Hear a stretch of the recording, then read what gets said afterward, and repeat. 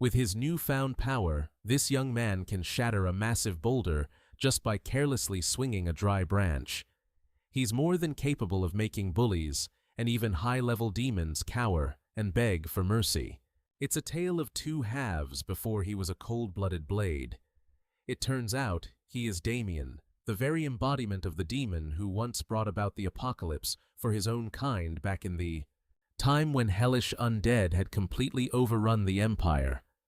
The only hope rested on the strongest hero who was bracing himself against brutal attacks. In the end, he had to sacrifice half his face just to break the seal on the Demon King's minion's armor. Underneath that iron helmet was none other than Hassan Damien. As his consciousness returned, Damien was consumed by overwhelming guilt. He had single-handedly killed his own family and even caused the total collapse of the Empire, leaving it in ruins while the Demon King Dogo was busy basking in his victory. Without a shred of suspicion, he immediately ordered Damien to present the Emperor's crown to him. "Oh, my most loyal knight! You played the biggest role in placing me on this throne. How should I reward such incredible devotion?" However, he immediately turned dismissive and cruel. "What a stupid question. You are my slave. Being allowed to serve me is the greatest reward already." Suddenly, the crown was tossed into the air. Immediately following that was a razor-sharp sword strike. It happened so fast that the monsters around could only gasp in astonishment. Ashley Dogo didn't have time to react. When a massive wave of energy erupted, he clutched the wound on his chest, groaning in pain. "What are you doing? I'm magically protected. How could you hurt me?" Amidst the smoke and dust, the Death Knight with his long hair and scarred face coldly declared, "I can finally move on my own terms now."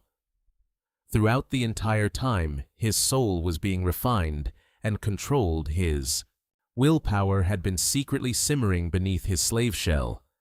Dogo could only stand there stunned. "You've been lurking for years, and only now do you show your true face." However, the skeleton wizard quickly regained his arrogance. He sneered, "Truly, you are my greatest masterpiece. For your achievements, I will allow you to vent your anger just this once. Until I find a way to control you again." Instantly, the Death Knight swung his sword, creating a deep purple explosion that tore through space, wiping out the monsters blocking his path in a flash. The terrifying power from that strike made even Dogo shudder. He panicked, realizing the tide was turning. "My demon lords!" Were defeated with just one blow. With no other choice, Dogo raised both hands to cast his ultimate dark magic. If that was the case, from the mountains of corpses one army of white skeletons and red-eyed zombies rose at the command of their leader. Dogo pointed his finger, ordering tens of thousands of undead to scream and charge in unison. Facing a sea of aggressive zombies and giant phantoms clouding the sky, the Death Knight radiated a deep purple spiritual aura. The terrifying pressure from that power caused the monsters to shriek in agony. Their bodies were crushed and disintegrated in an instant.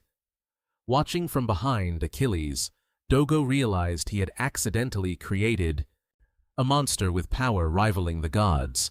The best plan is to run. Panic-stricken, he tried to escape, but it was too late.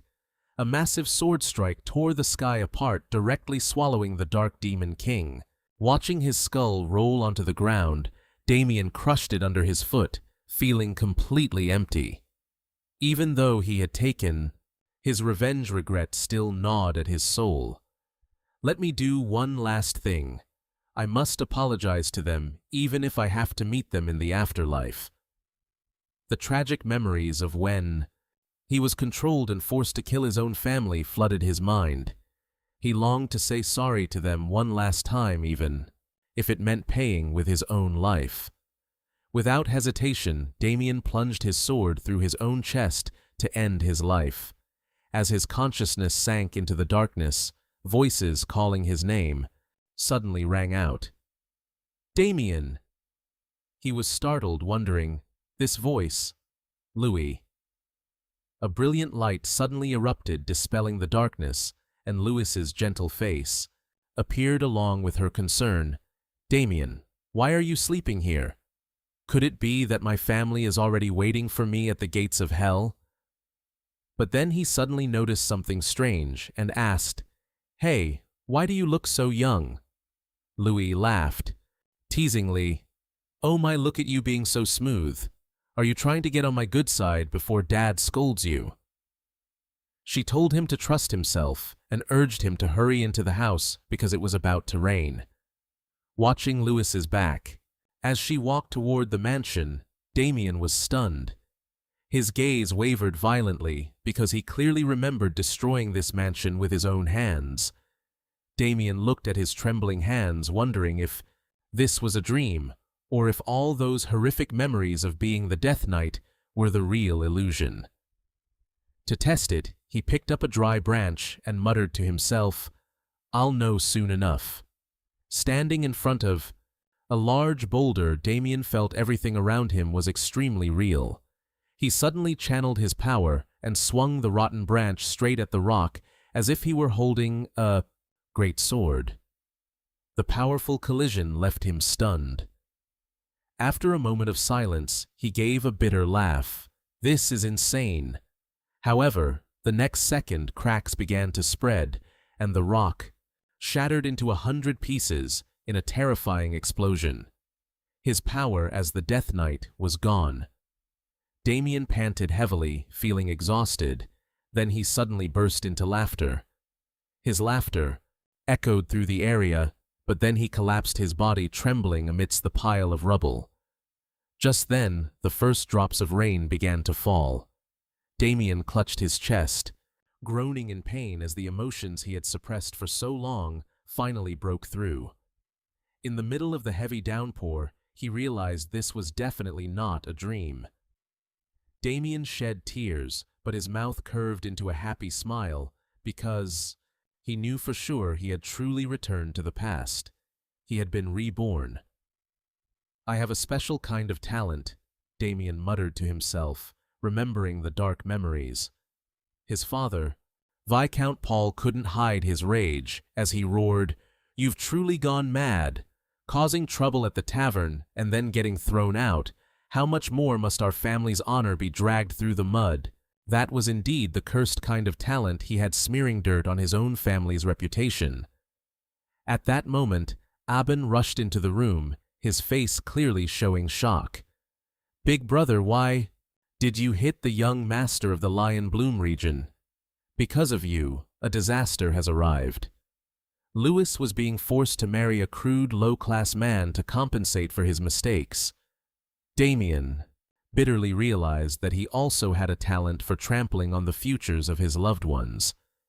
His mother, Lady Merida, collapsed, clutching her son's legs, weeping in despair.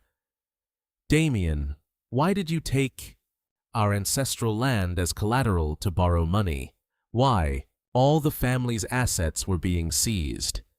Standing before his sinful child, Viscount Paul gritted his teeth and screamed, "Get out!" Damien quietly walked out of the room, leaving behind his father, who was collapsing in helplessness.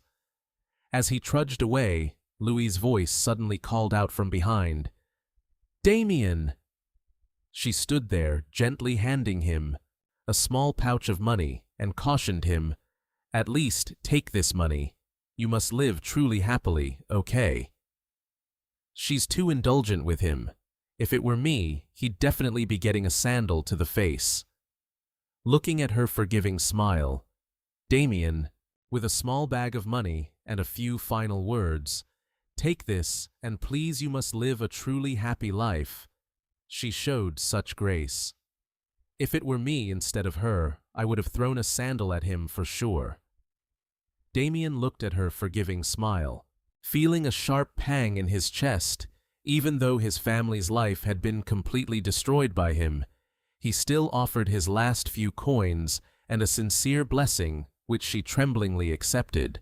He clutched the money bag, and turned away resolutely, sprinting out of the mansion as if trying to outrun the very presence of his entire family.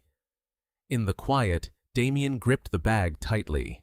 Feeling the soul-crushing pain tearing him apart for the first time in his life, he truly understood the meaning of guilt and shame. He wept and wailed as he ran, consumed by remorse, before collapsing onto the green grass.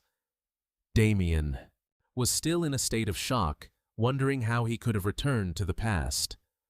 Although deep down, he had always longed for a chance to apologize to his family, the reality before his eyes still left him in disbelief.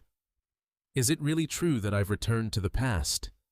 Looking up at the brilliant sky, he whispered to himself, could this be a divine grace, a heaven-sent opportunity to atone out there? There are those who have made mistakes, but never get a second chance. Damien raised his hand, feeling the clear tremor in his current body, and realized that, as he thought, right now, even basic techniques felt overwhelming.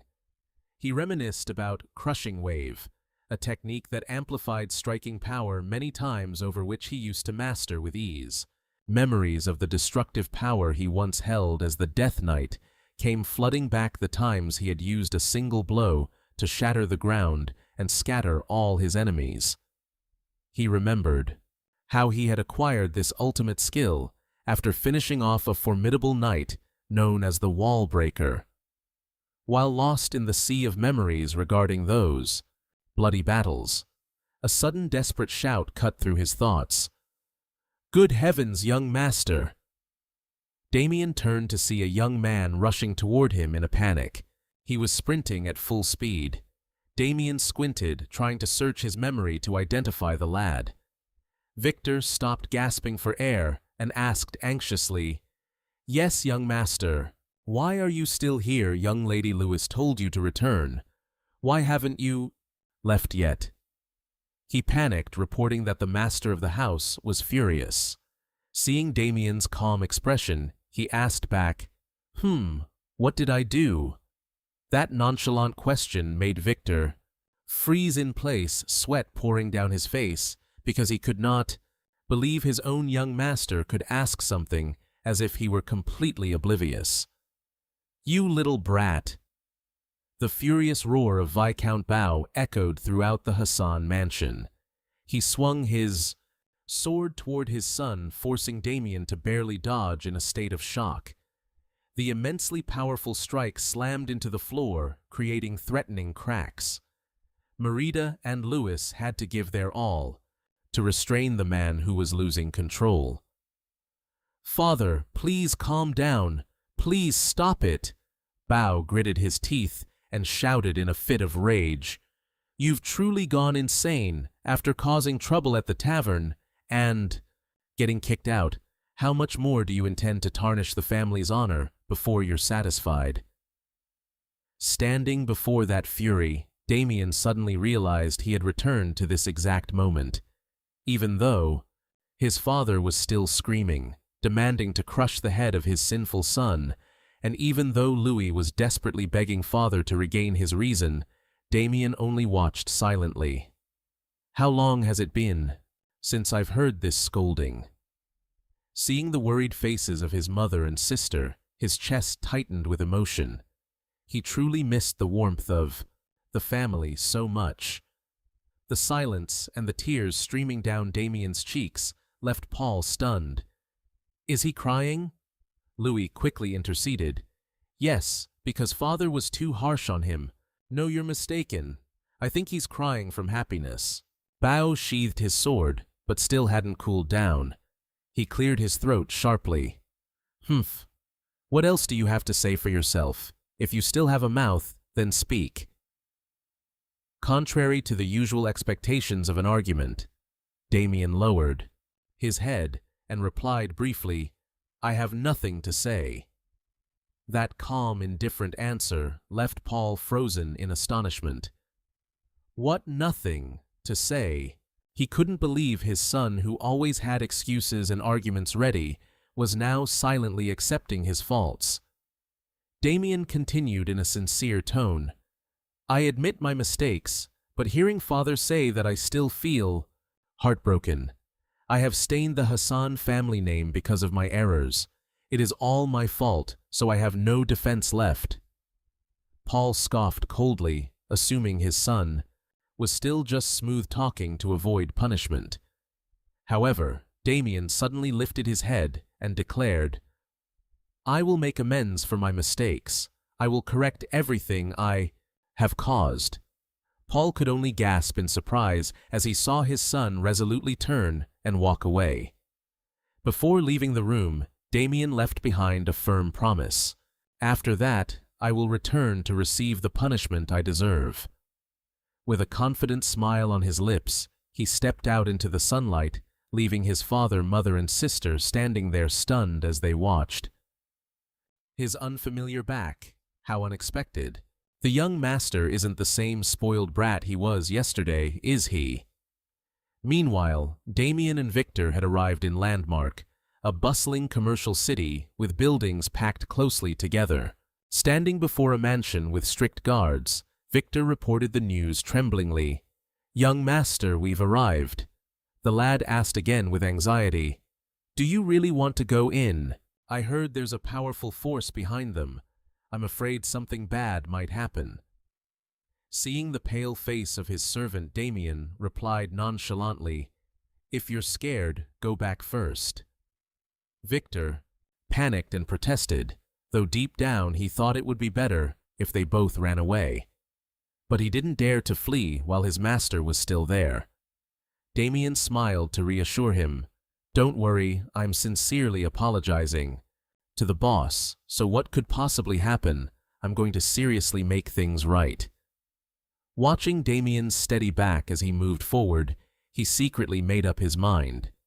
Even though he didn't know why he had been brought back, if the gods had granted a second chance, he would absolutely not let his talent, which had once trampled his future, hurt his family ever again. Just as they entered the courtyard, Damien was blocked by two burly thugs. One wearing a red scarf was waving a sharp knife around, while the other crossed his arms defiantly. Hey, you nobleman! Why are you back? They growled, threatening that they had already warned him not to show his face a second time.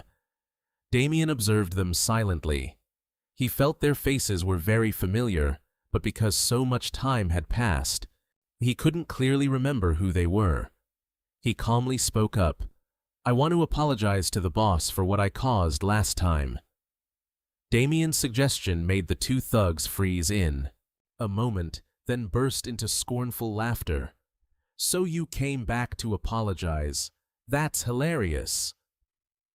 The one holding the knife mocked that he would put in a good word with the big boss. He thought to himself, this young master knows better than he lets on, even though he's still trying to act all high and mighty as a nobleman. But right after that filthy word started to pour out, hey, I heard his sister is a rare beauty. Oh really? Is there still good merchandise left in that house? As he spoke, the ringleader reached out with his coarse hand, grabbing Damien's face tightly, then grinned menacingly. Hey, young master, suddenly, I feel like accepting that apology. The guy in the red scarf continued with his filthy proposition. If you're willing to introduce your beautiful sister to me, I'll forgive your friends. The one standing next to him laughed smugly, joining in. Damien simply replied calmly, he's crying now, then sighed with disappointment. Well, that makes things difficult. The moment the thug was still bewildered, Damien acted quickly. In a flash, he snatched the knife from his hand. He thought to himself, I thought I could just apologize and go back, but it seems I overestimated myself. The thug, furious, screamed, This bastard is crazy! What are you mumbling about? Before he could finish, Damien swung the knife, slashing so hard that the thug standing next to him was severely injured and collapsed on the spot. Not stopping there, Damien continued his assault, making the guy in the red scarf share the same fate. Screams of agony echoed throughout the courtyard as both thugs were no longer able to fight back. Standing in the middle of the gruesome scene, Damien looked down coldly. "Want to see fine? I'll show you clearly." A terrifying aura of dark energy radiated out, manifesting into a giant devilish phantom right behind his back, its eyes glowing with burning resentment. Damien roared, "I'll show you exactly what the eldest son of the Viscount Hassan territory is really made of." Witnessing the entire horrific scene from behind a wall, Victor was so scared that his face turned deathly pale. He trembled and sobbed, "Ye, young master, I thought you came here to make amends." The young boy could only scream in despair as he watched the young master who had set out to apologize brutally attacking the others. Heart-wrenching screams echoed from inside the estate, causing curious villagers to gather, while the crowd whispered and gossiped about a fight. Victor was hiding behind the wall, worried sick about the safety of his young master. Inside the yard, the gang leader with long hair and a sword in his hand roared in anger, "You bastard! Do you know who we are?" Responding to the threat, Damien replied nonchalantly, "I don't care who you are. Whatever you want to do, just do it." The boss, furious, pulled back his shirt to reveal a tattoo of a snake coiled around his arm, growling, "Listen here, no one has ever messed with us, the Black Snakes, and lived to tell the tale," seeing the symbol. Damien gave a slight smirk. Old memories began to flood back into his mind. It turned out the Black Snakes were a criminal organization expanding their influence in landwork, specializing in targeting taverns to stir up trouble. Damien remembered his past life when he was a decadent playboy, and just because he complained about the expensive food prices, he was beaten mercilessly right in the middle of the tavern. Back then, he could only kneel, cover his face, and beg for forgiveness amidst the crowd's mockery. Those beatings and the humiliation are still deeply etched in his mind even until now. You reap what you sow. A painful blow is a lesson for a lifetime. 1,000 years won't make me forget this debt. The gang leader regained his composure, swung his sword, and lunged forward. "I won't go easy on you just because you're a noble. Get ready!" he roared, and put all his strength into a slash aimed directly at Damien. But with the reflexes of a death knight, Damien easily dodged the razor-sharp blade by a hair's breadth, to the astonishment of his enemy. He quickly closed the distance and unleashed a powerful leg sweep. The gang leader was sent flying and slammed his face into the ground in a pathetic display, groaning in pain and coughing up blood. Damien coldly walked over and grabbed his hair tightly, then growled, "Honestly, killing all of you right here still wouldn't be enough." His eyes were now filled with dark killing intent, but he reminded himself to be patient for the sake of his family's honor. Despite the enemy's weak pleas, Damien ruthlessly delivered a blow, leaving the scene looking incredibly horrific. Looking at the two henchmen groaning at Damien's feet, he stood there silently until a man with long hair and a fur cloak appeared. He exclaimed in shock, Who the hell is that guy?" Damien sighed when he saw yet another group of thugs arriving. More of them. The leader wondered suspiciously if he was from another gang. He then growled, asking, "Where are you from?" He waved his hand, ordering his underlings to capture him immediately. 3 fierce henchmen drew their swords and charged at Damien. He clicked his tongue, feeling annoyed. What a nuisance! He focused intensely and suddenly lashed out with incredible speed. Sharp, lethal strikes tore through the air, leaving the thugs no time to react before they fell in pain. Witnessing that overwhelming power, the leader just stood frozen in terror. Damien exhaled, exhausted, silently blaming his current body for being too weak. Damn it, I'm already out of breath. Just from this. Looking at the severely injured henchmen who were crying out in pain, he coldly asked, "Do you want to continue?" The gang leader at this point had completely lost his arrogance. He trembled and waved his hands, pleading, "No, no, I'm sorry if you let us go, then." But Damien only replied with a cold grunt before suddenly lunging forward. A powerful punch rang out, causing the leader to howl in pain. After the brawl, the tavern returned to its noisy, bustling state as if nothing had ever happened. Sitting amidst the crowd eating and drinking, the Black Snake leader now appeared with a bruised and swollen face from the heavy injuries. The ruthlessness of the young master of the Hassan family caused the entire tavern to fall into chaos. Servants and customers who witnessed the horrific scene could only scream, "Oh my God," and panicked, fleeing the scene. Standing in the middle of the debris, Damien casually wiped the blood off his face with his hand. His eyes showed clear indifference and deathly coldness. Seeing that the last obstacles were gone, he slowly walked deeper inside the tavern, where a frightening silence began to take hold. Just then, from the second-floor balcony, a bald old man with a long mustache and a luxurious red cloak appeared. The old man angrily barked, "What's all this noise? Where are the guards?"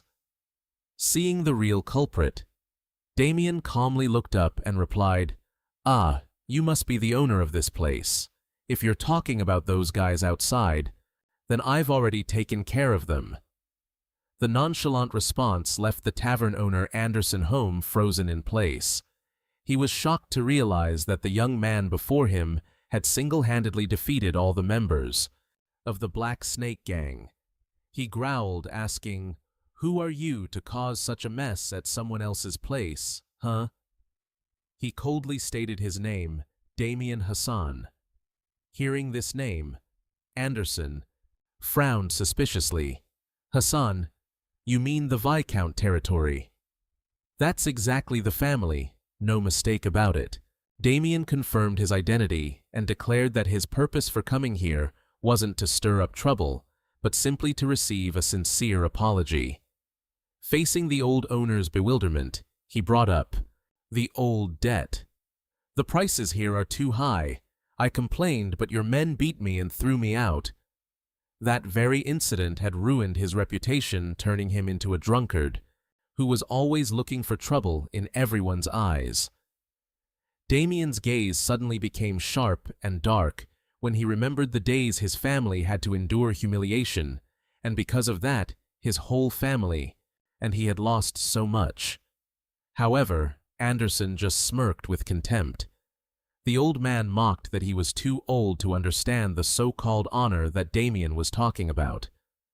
The tavern owner threw his head back and spat out bitter insults. "As far as I know, that Viscount Hassan house doesn't even have any honor left to lose, does it?" The old man's smug smile made the atmosphere even more tense. He, spouting such bitter insults. "As far as we know, what honor is even left for the house of Hassan to lose?" The smug smile on his face only made the atmosphere even more suffocating. Calling Damien a foolish noble and challenging him, "Do you really think you're in a position to talk like that? Should I apologize? Stop with these pathetic games and pay for the mess you've made." Watching his opponent's stubbornness, Damien curled his lips into a smile, full of danger. "I see. I'll forgive you if you apologize, but if that's how you want it, so be it." Instantly, he launched himself toward the balcony with terrifying speed, leaving Anderson unable to react. Damien swung his blade in a direct attack, roaring with rage, "You should pay for what you said." But the moment the blade was about to strike, a mysterious dark shadow suddenly appeared, blocking his sword strike. A massive impact erupted, and a brilliant green aura flared up, causing Damien to gasp in surprise. "This energy!" He quickly flipped and landed on the ground, keeping his distance while never taking his eyes off the stranger who had intervened. Anderson breathed a sigh of relief and smugly called out to his savior, "Oh, Sir Tet, you arrived just in time." The man known as Tet hidden under a black cloak, coldly remarked that Damien didn't seem like someone who belonged in such a lowly place. Standing in the hall, Damien narrowed his eyes, observing the warrior who was radiating such overwhelming pressure. He asked in a low voice, "Why would a knight be in a place like this, hidden behind a hood?" Was a man with glowing red murderous eyes, silently looking down at the young master of the Hassan house. In this world, knights were those who spent their whole lives walking the path of martial arts. Based on their skill, they were clearly ranked from recruits and squire knights to the pinnacle official knights. Official knights were beings who were transcendent, able to use aura freely to perform miracles like splitting mountains with a single strike or cutting through fortress walls as easily as paper. These are the ultimate troublemakers, even worse than modern-day excavators. Ha ha! The innkeeper. Anderson laughed arrogantly and smugly. Ku ha ha ha! That's right. Tet here is a squire knight. He's practically the boss of the Hassan house. You're as good as dead. Facing this threat, Damien calmly analyzed the situation. So he's a squire knight. That would explain why I could sense that aura. Conversely, Tet couldn't help but be shocked as he stared at the young man before him. He secretly wondered, how could he sense me? When I wasn't leaking a single drop of aura, Damien touched his chin, reflecting. He silently understood why someone with such strength would settle for working in a place as mediocre as this. He mocked himself, thinking, probably because he was kicked out as a squire knight for not being skilled enough to become an official knight. Seeing his bodyguard ready to strike, Anderson hurriedly asked, "Sir, how much will it cost to take care of him?" Tet gritted his teeth in anger, brushing the old man's words aside. "I'll talk about that later." The feeling of being humiliated made him lose his composure. His head was filled with the taunts about his squire status. He stomped his foot and lunged straight down from the balcony with a furious roar. "I'm going to tear your mouth apart. Going crazy with rage, are we? That's the truth, but he doesn't want to hear it. Does he, young master?" A sword strike carrying a wave of green energy tore through the air, headed straight for Damien with incredible speed. He calmly observed the incoming blade, silently remarking, "For a squire knight, he's not bad." The massive impact shattered the wooden floor, creating intense shockwaves. Damien nimbly dodged the rapid attacks, realizing his opponent had a very unrefined way of moving, but every strike was extremely sharp. Tet lunged with his sword glowing with green aura, but Damien nimbly glided away to dodge. Even so, he began to feel that his current body was reaching its limit. "I'm almost at my limit. I can't push this body too far. I have to focus on strengthening my physical stamina first." Tet roared in a frenzy. "You bastard, let's see if you can dodge this." He poured all his aura into the next attack, forcing Damien to defend himself. Tet unleashed a secret technique with a downward strike from mid-air, creating a massive wave of energy that engulfed his opponent head-on. Facing the danger, Damien, thought to himself, "Then I must respond with a technique of equal caliber. Wouldn't want to be rude to my opponent, would I?" Just then, memories from the distant past suddenly surfaced in his mind. It was the image of a legendary murderer, the master of the death-dealing sword. Known as the Shadow Assassin, he coldly declared, "If I kill all of humanity, there will be no more fun left in this world." Standing in the middle of the carnage, the Shadow Assassin spoke in a low voice, threatening an ironclad knight blocking his path. "So, shut up and get out of here if you don't want to die." Seeing his opponent remained stubborn, he flashed a sinister smile. "So you still don't understand? I guess I'll have to kill one more person. You want to die? I'll show you my secret technique." He explained that most of the human body is water, and once reaching the pinnacle of skill, he could easily manipulate that fact. A deep green aura enveloped his body, creating a terrifying pressure. He unleashed his ultimate technique, the death slash, severing the massive entity in front of him in a single instant. He nonchalantly claimed he could cut through a person even if he only used a wooden sword. Looking at the fallen enemy, he mocked, "You should have run. When I gave you the chance." Suddenly, a mass of blood-red material from out of nowhere engulfed Damien, making him only gasp in surprise in the midst of the shock of the technique. The dark entity screamed in pain. "But I already cut you in half. How is it possible?"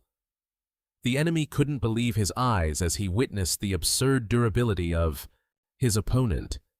A pair of glowing red eyes full of murder appeared behind the mask, followed by a cold warning. "Don't tell me you're immortal." A wave of green aura exploded, covering the mysterious knight as he prepared to deliver the finishing blow.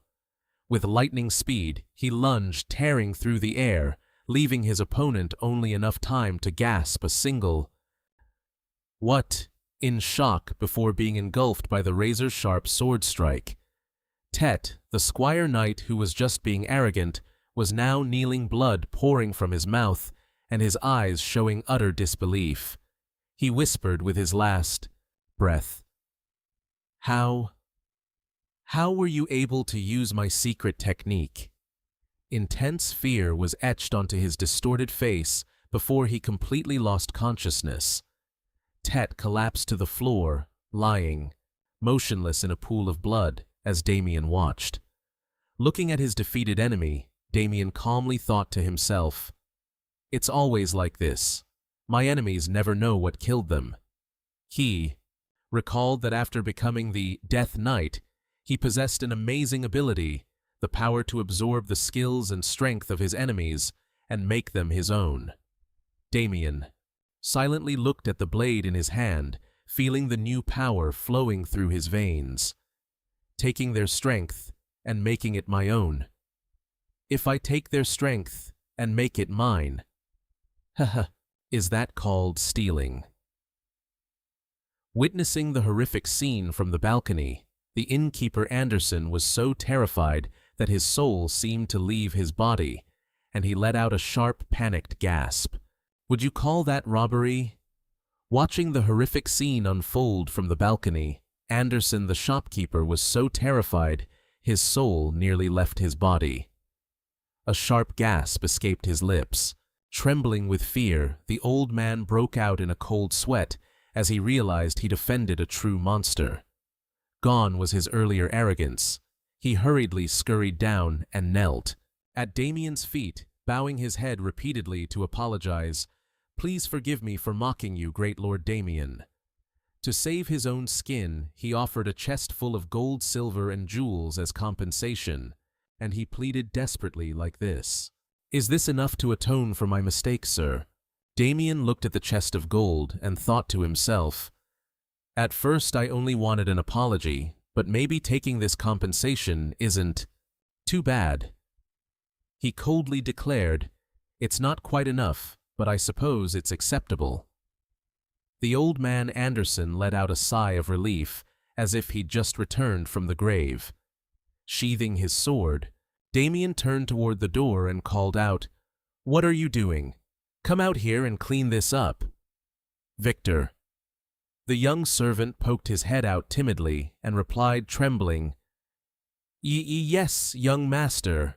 As Victor cleaned up the gold, he couldn't help but be stunned. If he hadn't seen it with his own eyes, he would never have believed that the young master, who only knew how to fool around, could actually learn such terrifying swordsmanship. Not only that, he even brought gold back for his mother. Hehe. The shop owner Anderson bowed respectfully to see them off. "I wish you a safe journey, my lord." Victor, while carrying the heavy bag of gold on his shoulder, excitedly exclaimed, "I've never seen so much money in my life." But as soon as Damien turned his back, Anderson's face twisted into a cunning, hateful sneer. "I'll find a way to get that money back from you bastards. I'll talk to the boss of the Black Snakes." Suddenly, Damien stopped. He spun around and landed a lightning-fast strike, causing the old man to shriek in agony. Damien coldly declared, "Money made me forget about your punishment," then struck him again, leaving the shopkeeper screaming in pain. "My ear!" Damien pinned him down, his sharp gaze menacing as he threatened, "Tell the Black Snakes if you dare touch even one hair on my family's head, I won't let it slide," ignoring the cries of futile threats behind them. Damien and Victor quietly walked away under the brilliant sunset blanketing the city. Looking at his shadow stretching across the ground, Damien mused to himself, "I know very well that doing this won't erase the sins of my past, but in this new life I won't let my family down again. You don't strike a man who's already running away." "Cheer up, young man," Damien called out. "Let's go home, Victor." The young servant eagerly replied, "Yes, young master." Meanwhile, at the magnificent mansion of Lord Leon Bloom, Owen was standing beside his older brother, muttering cryptically, "Brother, have you ever heard this saying, 'Love always leaves behind suffering'?" The older brother looked at Eugene's strange expression and wondered, "What are you rambling about? That serious face. Are you going to war somewhere?" Eugene slightly curled his lips in a sinister and mysterious smile as he replied, "No, brother. I'm going to find love." Damien walked leisurely through the halls of the Hassan mansion. He stretched, refreshed. "It's been a while since I've had such a good sleep." Contrasting with that relaxed demeanor, Victor trailed behind with dark circles under his eyes from lack of sleep. He muttered, jealously, "I'm so jealous. I was so worried about yesterday that I couldn't sleep a wink." In his mind, he was still haunted by yesterday's horrific scene where those thugs were beaten until they couldn't even put up a fight. Seeing the servant so tense, Damien calmly asked back, "Isn't everything fine now?" He thought to himself that, although his actions were a bit excessive compared to his original intent, in return the family had gained a large profit. More importantly, rumors about the eldest son of the Hassan family, crushing those who dared to provoke him, would spread quickly, ensuring no one would ever dare look down on the family's honor again. Only by being more capable and stronger than others can the family be proud, right? Damien smiled confidently. He knew that from now on, the public's perception of the Viscount's useless son would definitely change. Victor watched his master's back and silently realized that the young master had undergone a powerful shift in mindset. However, he still couldn't hide his anxiety. "Everything sounds fine, but the thing that worries me, this is the Black Snakes. You didn't just beat their men, you also touched the apprentice knights they hired." Facing the servant's fear, Damien calmly reassured him, "No matter how bold they are, they wouldn't dare touch a noble, and even if they did, I would stop them. Don't worry." Hearing that, Victor's eyes suddenly lit up with admiration for his master's extraordinary swordsmanship. He curiously asked, "But anyway, young master, since when did you know how to use a sword?" Damien broke into a slight sweat. He gave a forced smile, trying to deflect, "Oh, that I just practiced a bit of this and that in my free time." Just then, an angry roar echoed throughout the hall. Viscount Paul Hassan, with a murderous face, charged in like a whirlwind. He gritted his teeth and barked, "You brat! Where have you been all day?" Yesterday. Paul rushed over, grabbed his son's shoulders and yelled in a fit of rage, "Don't tell me you've been causing trouble again." Amidst his father's fury and the worried appearance of his mother behind him, Damien kept an unusually calm expression. He gently removed his father's hands and answered gently, "Don't worry, father. As I said, I've already taken care of everything I caused." Seeing his father still stunned, he turned and ordered, Victor, show him. Immediately, Victor opened the luggage bag, revealing stacks of gold coins and precious land deeds. Witnessing this unbelievable sight, both Paul and Mary Oda were so shocked they froze. They spoke in unison. "Oh my God, money!" Mary Oda was so shocked she fainted on the spot, while Paul could only stutter incoherently. Damien calmly fabricated a reasonable excuse. "I went to the pub I was kicked out of to resolve the misunderstanding and discovered they had calculated incorrectly. With this money, we can pay off all the overdue wages." He claimed that the pub owner had given this compensation as a sincere apology.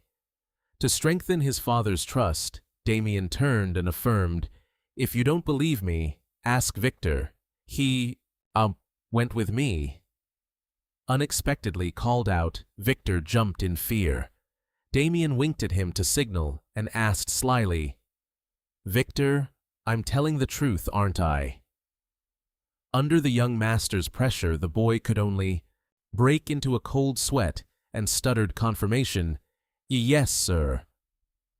Only then did Viscount Paul truly believe him and nod, Mary Oda was overjoyed. She hugged her son and choked up, "So it's true, dear husband, I'm so proud of you." Seeing his mother's happy smile, Damien felt his heart lighten, while Victor could only look at the young master with a troubled expression. He's not really used to lying like this, is he? Witnessing the perfect performance, Victor thought to himself, "You've become a pro at lying, haven't you?"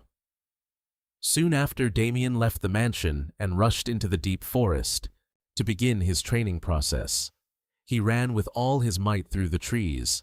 Heavy breathing echoed in the quiet space. After only a short distance, Damien, stopping to lean against a tree, breathing heavily and exhausted, he bitterly realized how weak he had become. Even without moving much, he was already out of breath. His body was so slow and frail.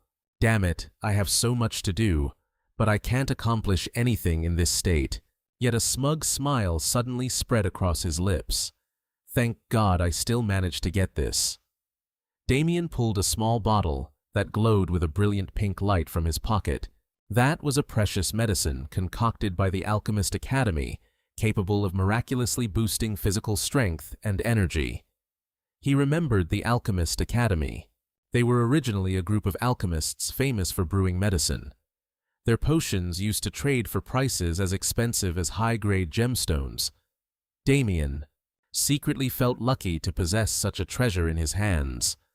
How fortunate! Without hesitation, he popped the cap and downed the elixir right there in the deep forest.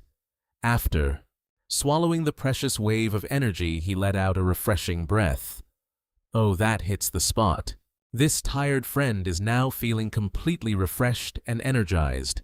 A deep purple aura of spiritual power enveloped his body. Damien felt the surging power in astonishment. This stuff is seriously strong. He told himself that if he wanted to get strong quickly, he had to prioritize rebuilding his physical foundation and train with everything he had to return to his past life level. In Damien's mind, the image of the great demon lord Dogo appeared again, haunting him. In just a few years, that wretched immortal creature would officially appear and unleash disaster upon the entire world. Damien gritted his teeth in hatred silently, avowing that before that time came, he had to have the strength to kill him. His gaze fixed steadily toward the family estate from the high ground, because he understood that only by destroying Dogo could he fully protect the happiness of his loved ones.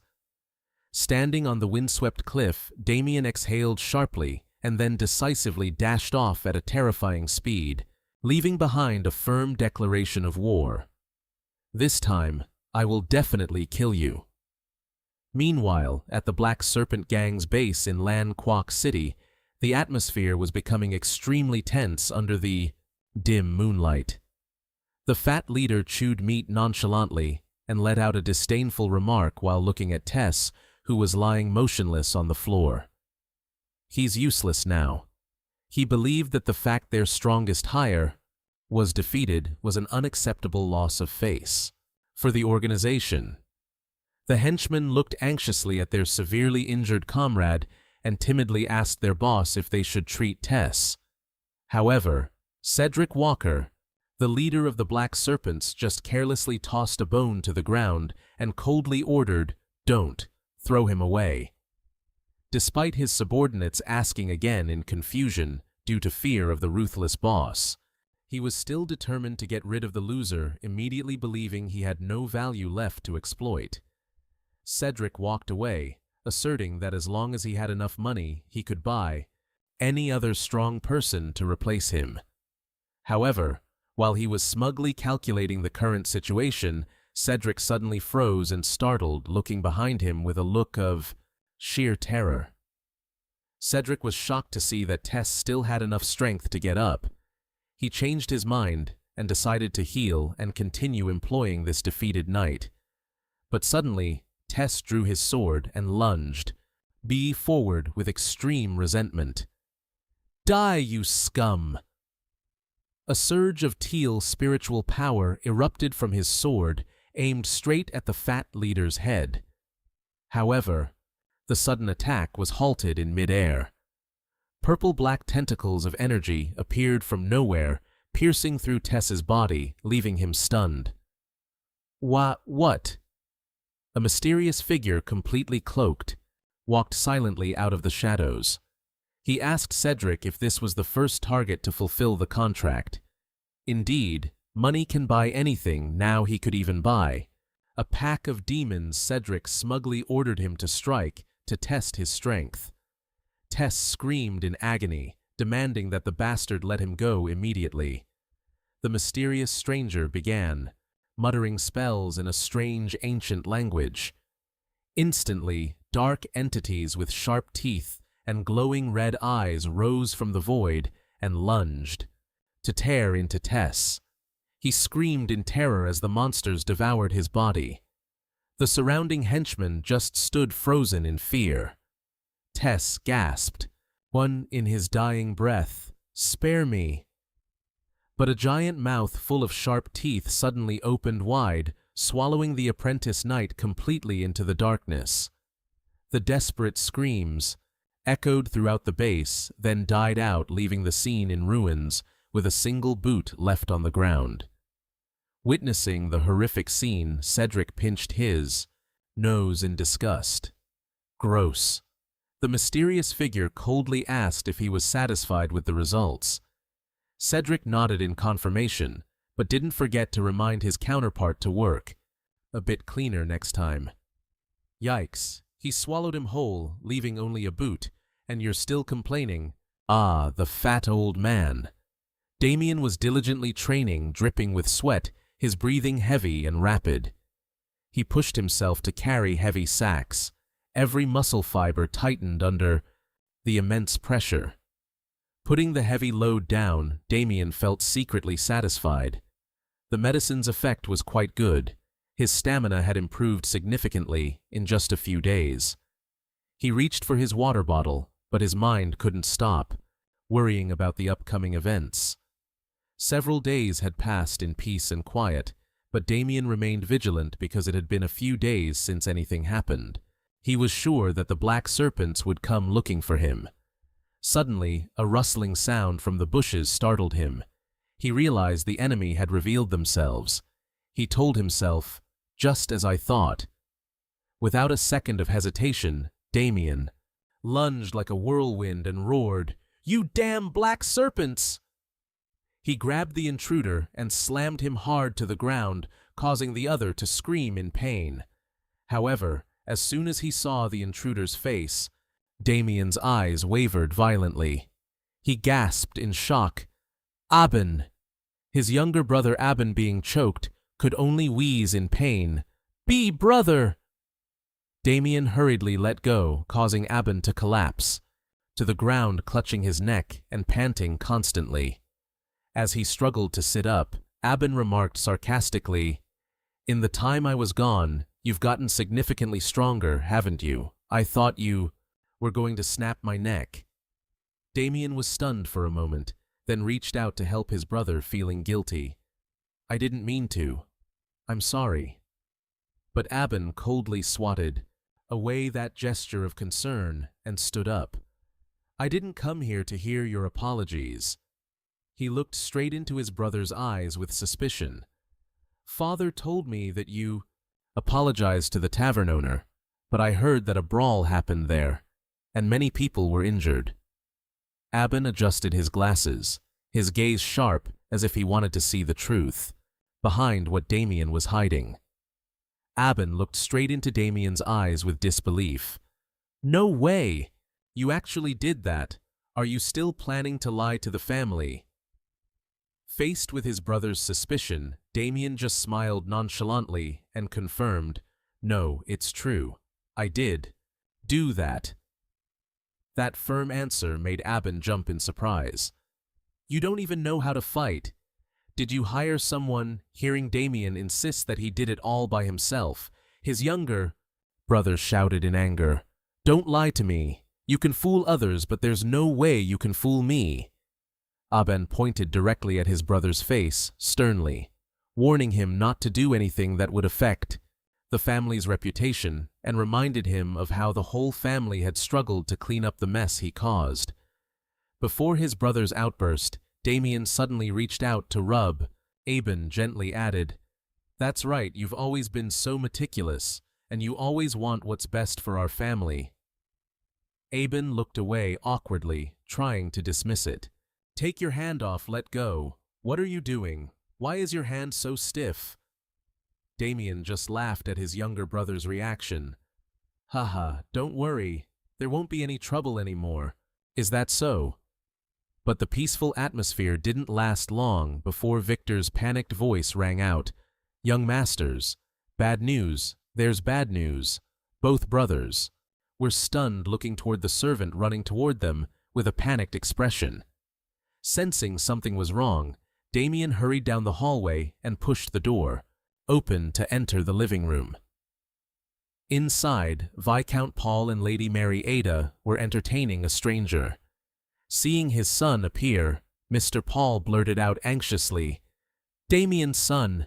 The guest sitting opposite them was none other than Eugene Leon Bloom. He nonchalantly set his teacup down and looked up. Oh, you've arrived, have you? He wore a cryptic smile and continued, I was just telling the Viscount about what happened at the banquet last time. Sorry for the sudden appearance. I couldn't do much since my father already found out about it. Seeing that face, Damien cursed to himself. He realized he didn't remember clearly, but he had definitely done something wrong to him in the past. Crime piled upon crime. He didn't even know where he had provoked him. Erwin sneered, asking, You remember what happened, don't you? Memories of the previous banquet started to surface. Back then, a drunken Damien had made insulting remarks, causing Erwin to exclaim in shock, What did you say? Even though Damien had apologized and claimed he didn't mean it, the buzzing gossip from the crowd showed the situation wasn't simple at all. Memories of that banquet came back clearly. Damien had shouted angrily, Not only did you insult me, but you also insulted my sister's honor. What do you mean you didn't mean it? Responding to that rage, Erwin just laughed it off. You're a bit drunk. I didn't say anything at all. He leaned close to Damien's ear, whispering a malicious provocation. So what if I did? What if I really did say it? Huh, you scumbag! Damien was stunned, his eyes burning with fire as he realized he had fallen into the enemy's trap. Unable to suppress the humiliation, Damien threw a powerful punch, sending Erwin sprawling to the floor. But even after being hit, the man of the Leon Bloom family still wore a smug smile, as if everything was going according to plan. Back to the present, Damien looked at the man sitting arrogantly in the living room, and silently doubted, A person who is about to become a knight being defeated by me is already strange. What he really wants is, it seems this guy is also a complete piece of trash, right everyone? Erwin took a sip of tea and suddenly mentioned, So what should we do now? It might sound a bit embarrassing, but I have always admired Lady Lewis. That sentence left Viscount Paul stunned. What do you mean? Without hesitation, Erwin bowed his head and made a shocking proposal.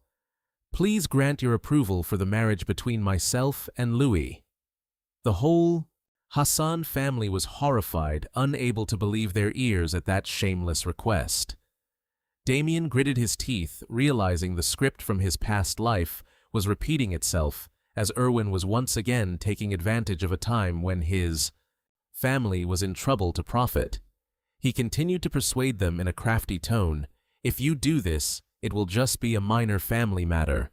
We can pretend nothing happened at all." However, Viscount Paul firmly refused. "We cannot do that. Louis already has a fiancée." Erwin's face immediately hardened. He threatened in a low voice, "And what about the insult I received? Can the Hassan family really resolve the wrath of my family on their own?" He looked straight at them, giving a cruel ultimatum. "Choose one, pay the price for insulting me. 2, marry Louis to me. Marry her off to the likes of him. He'd rather keep her at home to fatten her up than let his daughter waste her life on him." Viscount Paul broke into a cold sweat torn because the Leon Bloom family was extremely powerful, but he couldn't just stand by and watch that famous lecherous jerk rob him of his daughter. Just as the atmosphere was at its most tense, footsteps echoed, and Louis suddenly appeared. She coldly declared, "Fine, I accept." That sentence left the whole family horrified. Paul shouted in pain, "Louis' daughter, what do you mean?" Aben also lost his composure, desperately begging his sister to reconsider, snapping, "Why do you have to sacrifice yourself to make up for Damien's mistake?" Damien stood frozen, his eyes dark, only able to gasp, "Sister," in his choking grief. But Louis only smiled gently, affirming that she would go with Eugene, and told everyone not to worry. Looking at that tolerant smile, Damien bitterly realized that because of his own mistakes, once again, she had to trade her whole life away. Witnessing the event unfolding exactly as he wanted, Eugene wore a sinister smile. That's right. He stood up triumphantly, not forgetting to leave a sarcastic comment. "Lady Lewis, you are truly wise. I will send an official marriage proposal soon. We will discuss more later." He turned away triumphantly, but Damien suddenly stepped forward to block his path, making Eugene stop. He smirked. Mockingly, "Damien, do you have something to say? Or should I call you brother-in-law now, right?" Saying that, he reached out to pat Damien's chest contemptuously. The anger in Damien's heart erupted when he thought about how this scumbag had ruined his sister's life once, and now intended to do it again.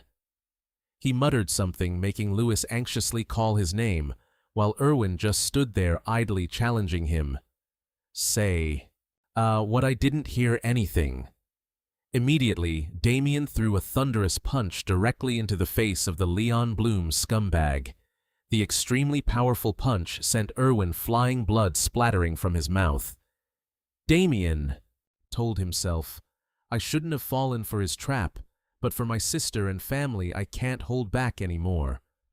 Watching his enemy fall miserably, he gritted his teeth and roared, "No, that's not happening, you bastard." Damien stood tall with clenched fists, his eyes showing a clear determination, definitely not letting the tragedy repeat itself.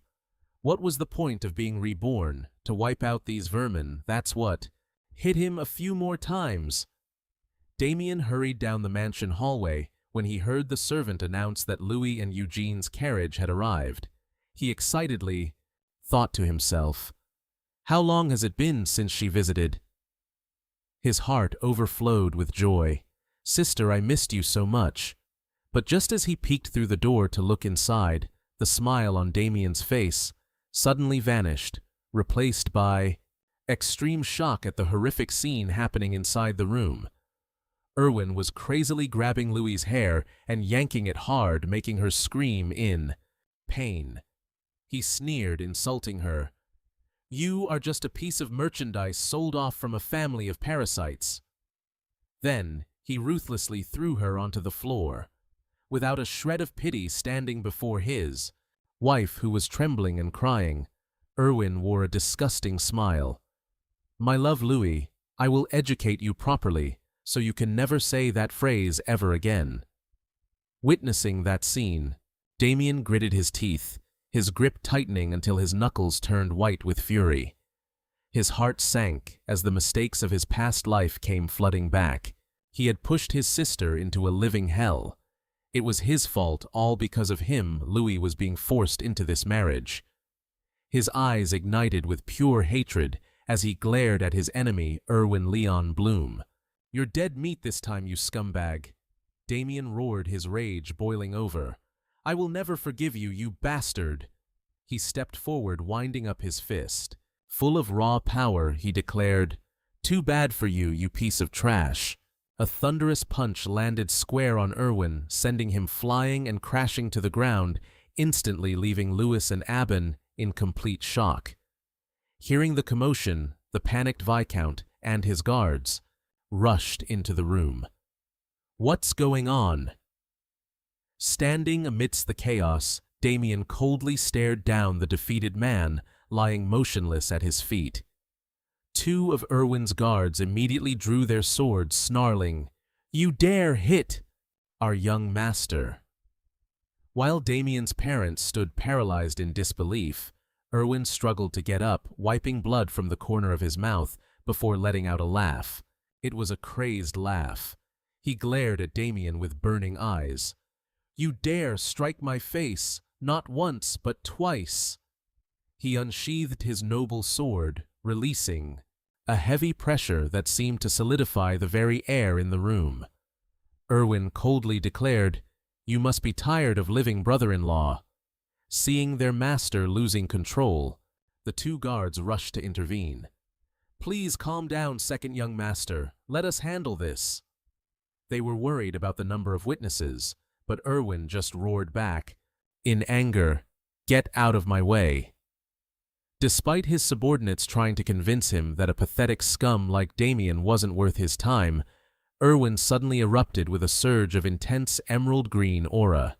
A violent shockwave blasted the two guards away, sending them crashing into the wall amidst a cloud of dust. With a face twisted in rage, he growled again, "I said get out of my way." Watching Erwin's insanity, Aben and Louis could only tremble in fear. Erwin gripped his blood-stained sword, slowly stalking toward Damien, asking mockingly, "So how exactly do you plan to handle this situation?" Louis sobbed uncontrollably, thinking that Erwin would never ever forgive her brother. Unable to contain her fear, she rushed out to shield him desperately, begging, "Please stop." But a steady hand suddenly rested on Louis's shoulder, holding her back. Damien smiled, reassuring his sister. "It's okay, Louis. I'll handle this myself. Don't sacrifice yourself. For me, if you make a mess, you clean it up. Let him finish this disaster." Damien stood tall, shielding Louis from the villain. He looked Erwin straight in the eye and proposed something shocking, "Let's duel." The words left Erwin stunned for a moment before he burst into a contemptuous laugh. "A duel? A duel, you say?" Damien calmly laid out the terms. "That's right. If you win this sword fight, I'll do whatever you want. But if I win, forget everything that has happened up until now." Erwin sneered, refusing, thinking those terms offered him absolutely no benefit, especially since Louis had already agreed to the marriage. Contrary to everyone's anxiety, Damien flashed a provocative smile. "Why are you twisting the truth? Are you afraid to lose?" "Me afraid." The jab hit home, and Erwin was so furious his face contorted. He thought to himself, "This is the perfect chance to repay this humiliating debt legitimately." Erwin smirked maliciously. He raised his noble sword and declared, "I will use this to cripple you and take your sister. Fine, I accept your challenge. The duel took place right in the mansion courtyard under the fiery sunset. Witnessing the scene, the Viscount couldn't help but worry, saying to his wife, "Damien is speaking so confidently, and so he must have a plan. Otherwise, we can only hope for a miracle." Poor parents. I guess we'll just have to wait and see how this turns out. However, Aben immediately crushed that hope. "Father, you're wrong. Don't count on miracles. Erwin Leon Bloom's swordsmanship is probably at the level of a formal knight by now. How could Damien possibly defeat him?" Standing opposite his opponent, Erwin arrogantly asked, "Well, then shall we begin? But how do you intend to fight me without a sword?" Damien calmly walked forward, offering a smile, full of mystery. "Don't worry, this will be enough." Instantly, he held up a dinner fork, leaving everyone stunned. Erwin blinked, stuttering, "A fork?" The Viscount could only hold his head in helplessness, cursing, "You idiot," while Lady Mariota and Louis were left speechless. After a moment of silence, Erwin broke out into a fit of scornful laughter. "You must be so scared you've lost your mind. I won't go easy on you." He stomped his foot and lunged like a lightning bolt with his glowing sword. However, Damien nimbly dodged the first attack by a hair's breadth. "Who's the idiot? Don't be so sure of yourself yet." Erwin was stunned. He dodged it. Feeling insulted, he gritted his teeth and poured all his aura into the blade. If that's how it is. A violent crimson energy erupted, taking the shape of a powerful giant lion surrounding his body. Erwin roared, unleashing his ultimate technique, the Raging Crimson Lion Strike.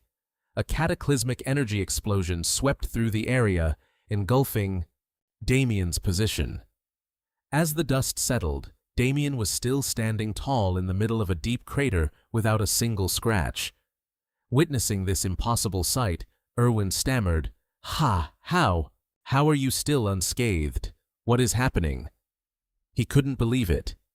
In that split second, Damien had effortlessly evaded every basic move of his Raging Crimson Lion Strike.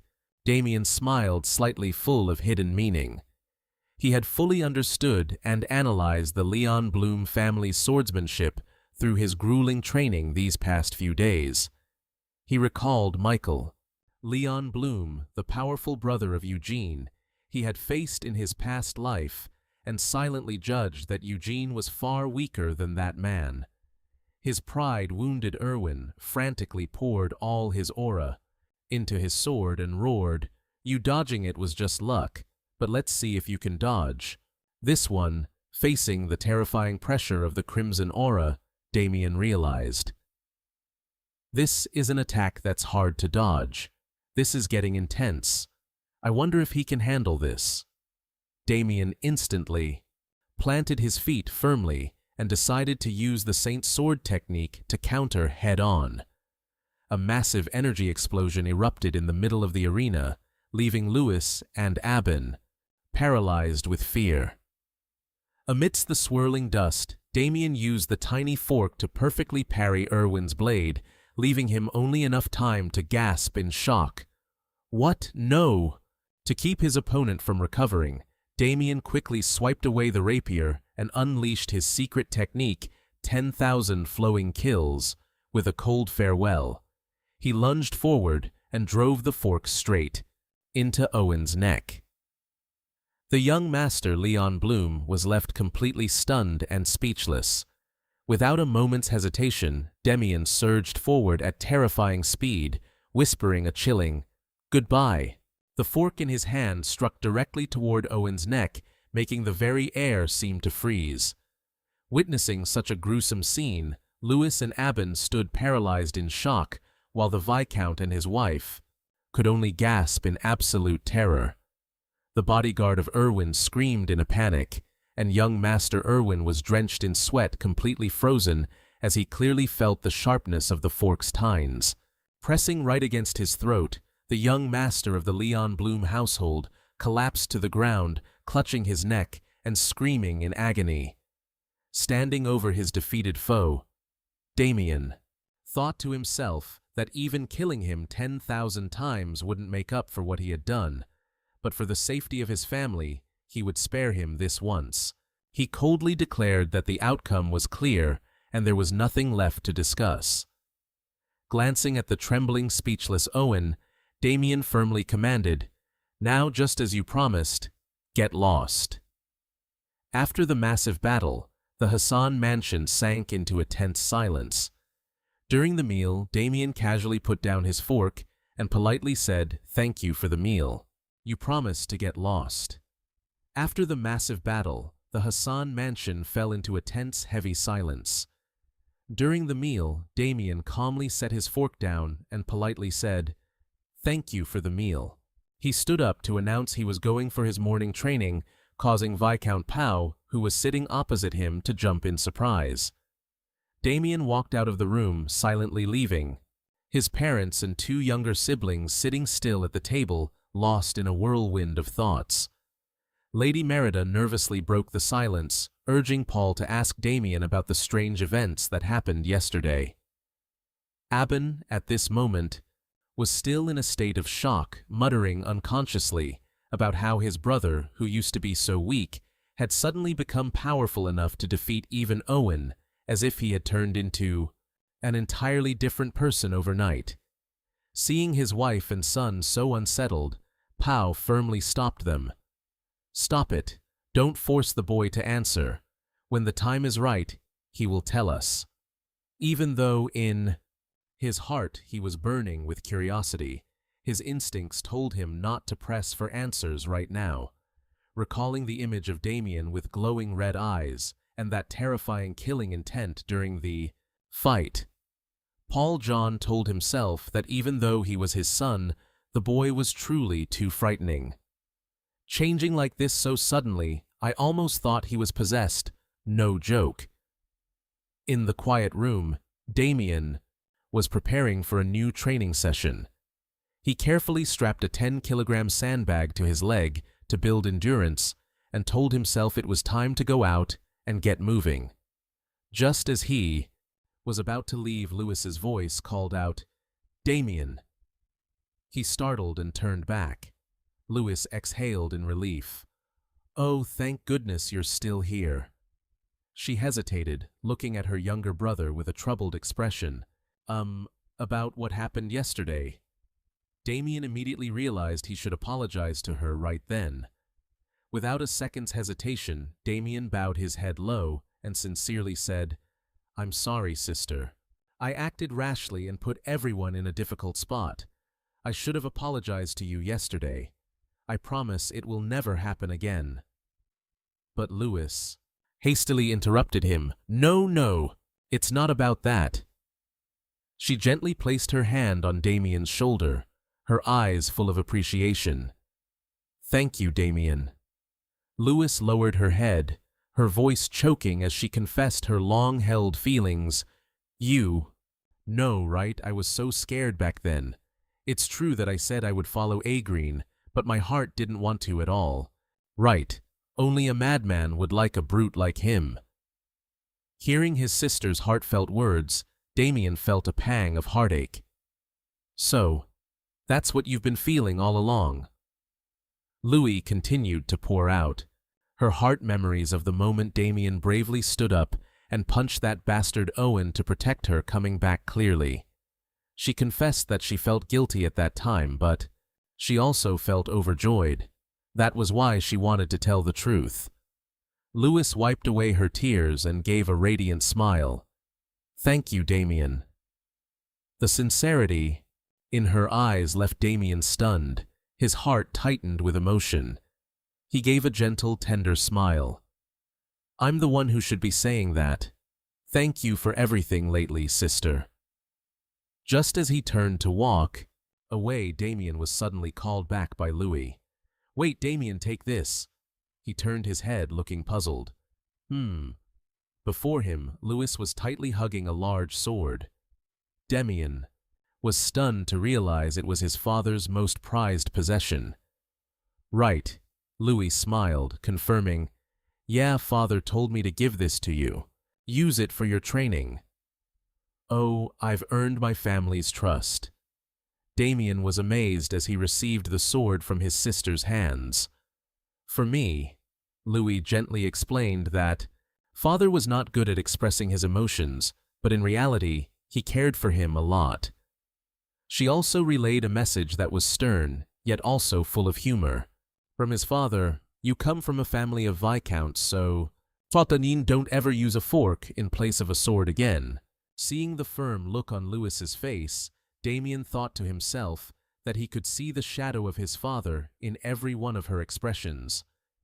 He decisively drew the sword from its sheath, sensing the sharp surge of spiritual power radiating under the light, then smiled softly. Thank you, father. Inside his room, Viscount Pao suddenly let out a loud sneeze. He rubbed his nose, puzzled. Who's talking about me? I wonder. As night fell, a full moon hung suspended in the sky above the silent Hassan mansion. In the empty space, a streak of strange purple smoke began to creep and crawl along the grass like a living creature. At the main gate, the two guards were still neglecting their duties. One was yawning, causing his partner to remind him to stop. They had no idea a deadly black shadow was silently approaching right beneath their feet. A pair of purple eyes full of killing intent flashed from within the dark, menacing smoke. In the blink of an eye, that black shadow erupted into energy tentacles, causing the two guards to collapse to the ground without a sound. The iron gate creaked dryly as the intruder slipped inside. He wore a tattered black cloak, his entire body radiating a purple spiritual power, filled with evil as he leisurely advanced toward the mansion. Inside, the flickering candlelight reflected the shadow gliding silently down the hallway. Aben was still deep, in sleep, unaware that danger was near. Viscount Pao and his wife were also fast asleep. The sound of Pao's snoring continued rhythmically in the quiet night. The shadow stopped in front of a door and gently slipped inside. It was Louis's room. She was sleeping very peacefully under the moonlight filtering through the window. That wretched demon, he has ill intentions toward this beautiful girl. The intruder stood looming over the bed, revealing a face covered in scars with a grotesque smile. He licked his lips greedily. Hey, not bad at all, isn't she? He reached his bony hand toward Louis, thinking to himself that he had come here at the request of the Black Serpent Gang, but never expected such good luck. But just as he was about to make his move, a cold voice suddenly rang out from behind him. The assassin startled in fear. He spun around and caught sight of Damien standing leaning against the door, with his sword on his shoulder. His eyes glowing with a fierce red light in the dark as he stared intensely at the villain. What are you doing? He said he came there because he felt a strange surge of energy, and sure enough, having caught the suspicious assassin red-handed, he was taken aback not by the intruder, but by the fact that his sleep magic had no effect on Damien. Even more shocking, Damien had closed the distance without him noticing. Immediately, the man in black unleashed a burst of deep purple energy, powerfully towards his opponent.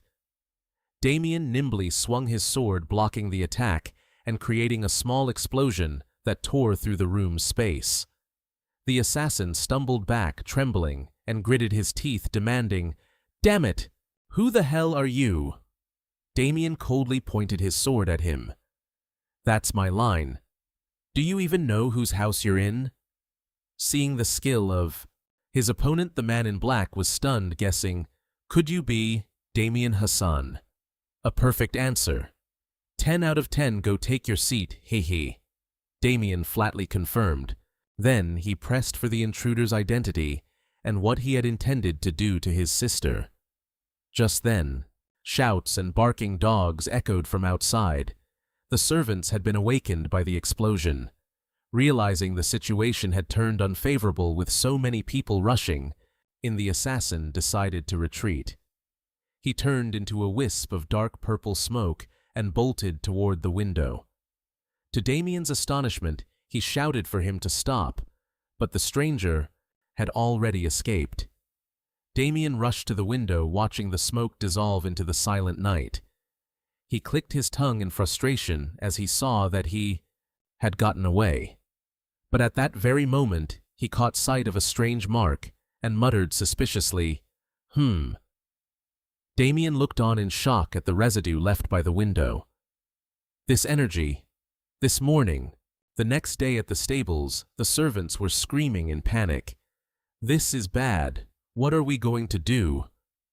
A prized horse had died suddenly, leaving them extremely worried, not knowing how to explain it to the Viscount, as he would surely be furious. It must have been that damn thief who caused this, but how would mere mortals like us know? They couldn't understand why the horse was fine yesterday, but suffered this catastrophe now. Amidst the chaos, Damien suddenly appeared. I have a bad feeling about this. The presence of the young master startled the servants. Young master, Damien reassured them. No need to panic. I'm only here to confirm one thing.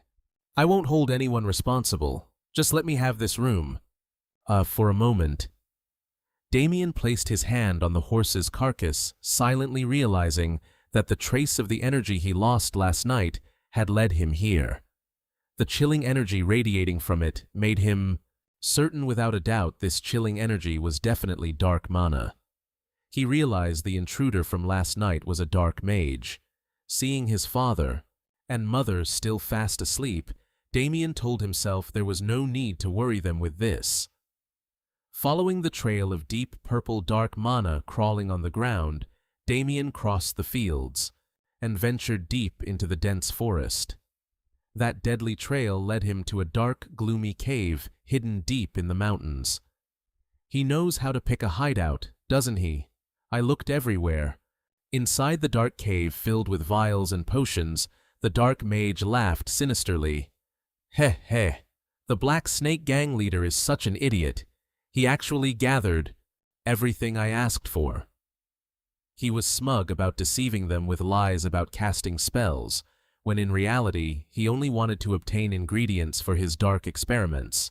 Even so, he couldn't help but feel humiliated that someone as illustrious as he had to accept low-level jobs for pocket money just because he was being hunted down by the church. He told himself he had to hide for a while longer, but then grumbled at the stench in the cave. Just then, a voice dripping with sarcasm suddenly rang out from behind. Living all cooped up alone at your age. Maybe you should open a window for some fresh air. The mage turned around in shock, realizing the intruder was the eldest son of the Hassan family that he had clashed with last night. Trembling, he asked how Damien could have found this place and received a cold reply. I followed the stench you left behind. You really should bathe more often now you're leaving that scent wherever you go. Ha. The mage regained his arrogance, mocking Damien as just a reckless kid, even though he dared to confront the Black Snake gang. Damien calmly placed his hand on the hilt of his sword and asked to confirm, You're the one Black Snake hired, right? He nonchalantly admitted the goal was to cause as much damage as possible to the family. Damien gave a thin, scornful smirk. How pathetic. You took a job like that only to end up dying for it. A fit of madness erupted. The mage laughed loudly, then gathered a deep purple dark mana aura in his hand, threatening to turn Damien into a pet to be tortured for entertainment. Damien calmly replied that such a thing would never happen. He declared that while he had promised this lifetime not to kill, unless absolutely necessary, dirty dark mages were the only exception he had to eliminate. Damien's eyes blazed as he drew his sword from its scabbard, making the mage realize his opponent possessed power that was far from ordinary.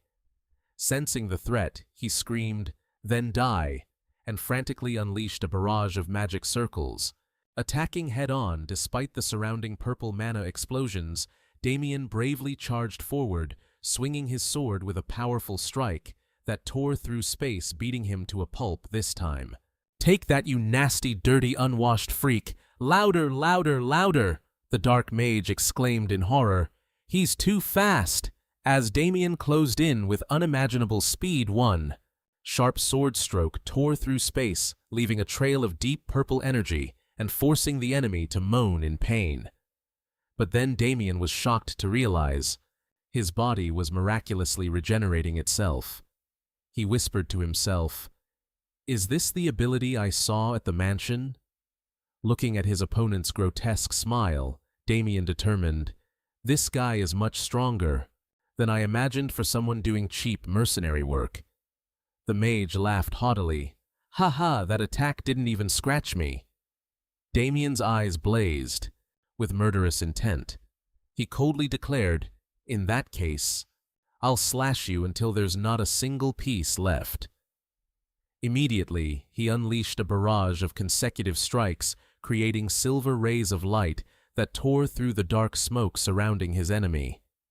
Despite taking a heavy blow, the mage tried to maintain his composure and admitted, "Not bad. It seems your reputation lately isn't just for show. But regardless of that," he asserted in a low voice, "the moment you stepped in here, you were already a dead man. You've got guts to threaten me like that. Let's see who dies first, shall we?" Suddenly, dark tentacles erupted from the ground, wrapping tightly around Damien's arms, causing him to gasp in surprise. A giant phantom with sharp teeth and glowing purple eyes rose from behind the mage, who screamed horrifyingly. He laughed sinisterly, revealing that he had set magic traps all over this cave to deal with the pursuit from the church, and Damien had accidentally fallen into the net. Feeling the terrifying pressure from the dark rings, Damien spoke in a low voice, "This is getting a bit dangerous." The mage roared threateningly, declaring that Damien would regret daring to oppose a high-ranking member of the Yuland organization. The dark tentacles crazily rushed forward, binding his limbs. As the dark sorcerer declared that his body would rot and wither away in agony, a violent surge of dark spiritual power erupted from the ghost's giant eye, engulfing everything around them. Surrounded by the deep purple energy gripping him, the dark sorcerer sneered triumphantly. "You arrogant brat, you're only shortening your own life." He gloated, believing that the more pain he inflicted, the greater his reward would be, and cheered excitedly because now no one could stop him from hunting down Lewis.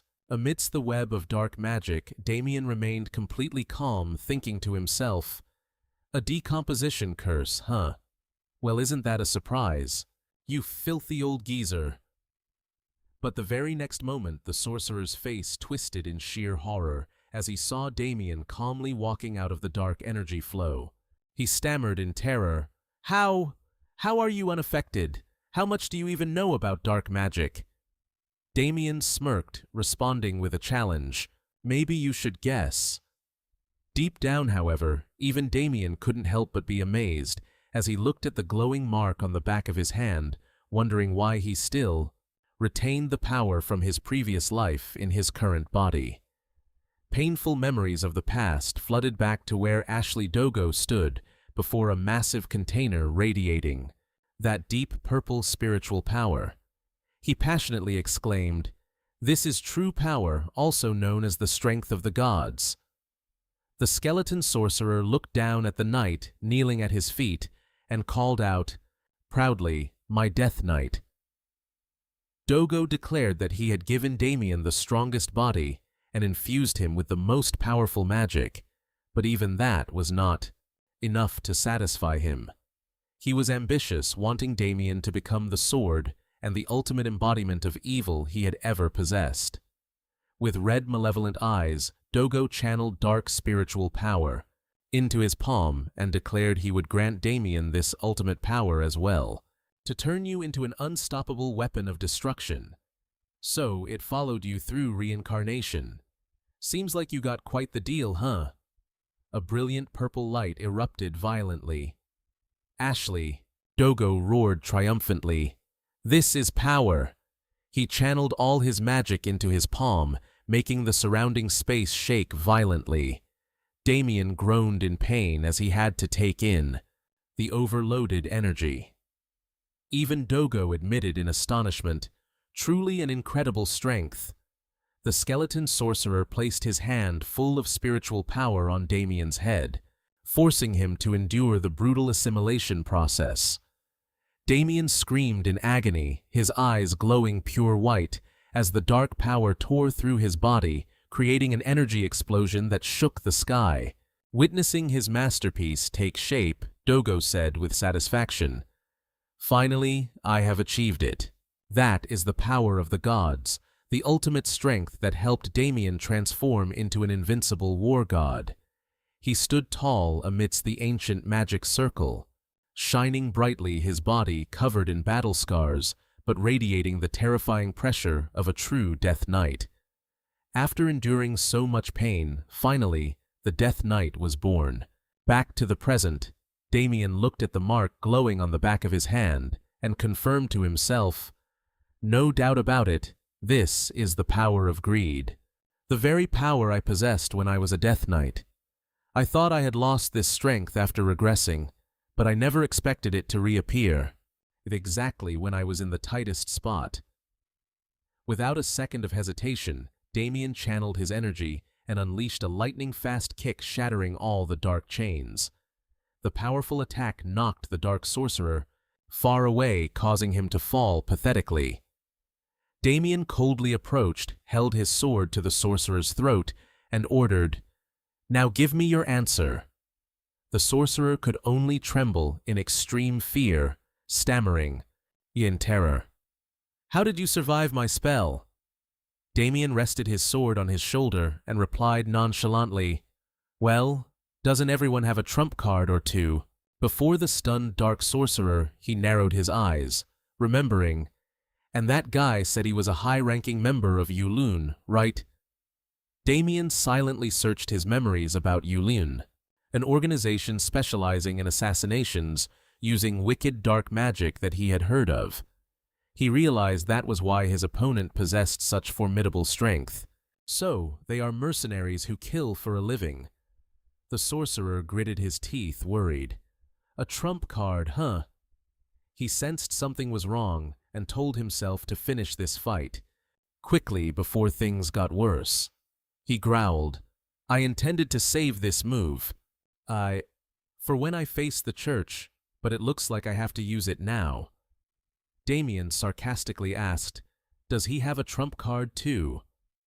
Immediately, the bracelet on the sorcerer's arm emitted a blue spiritual bust power. His body began to mutate and exude a terrifying pressure.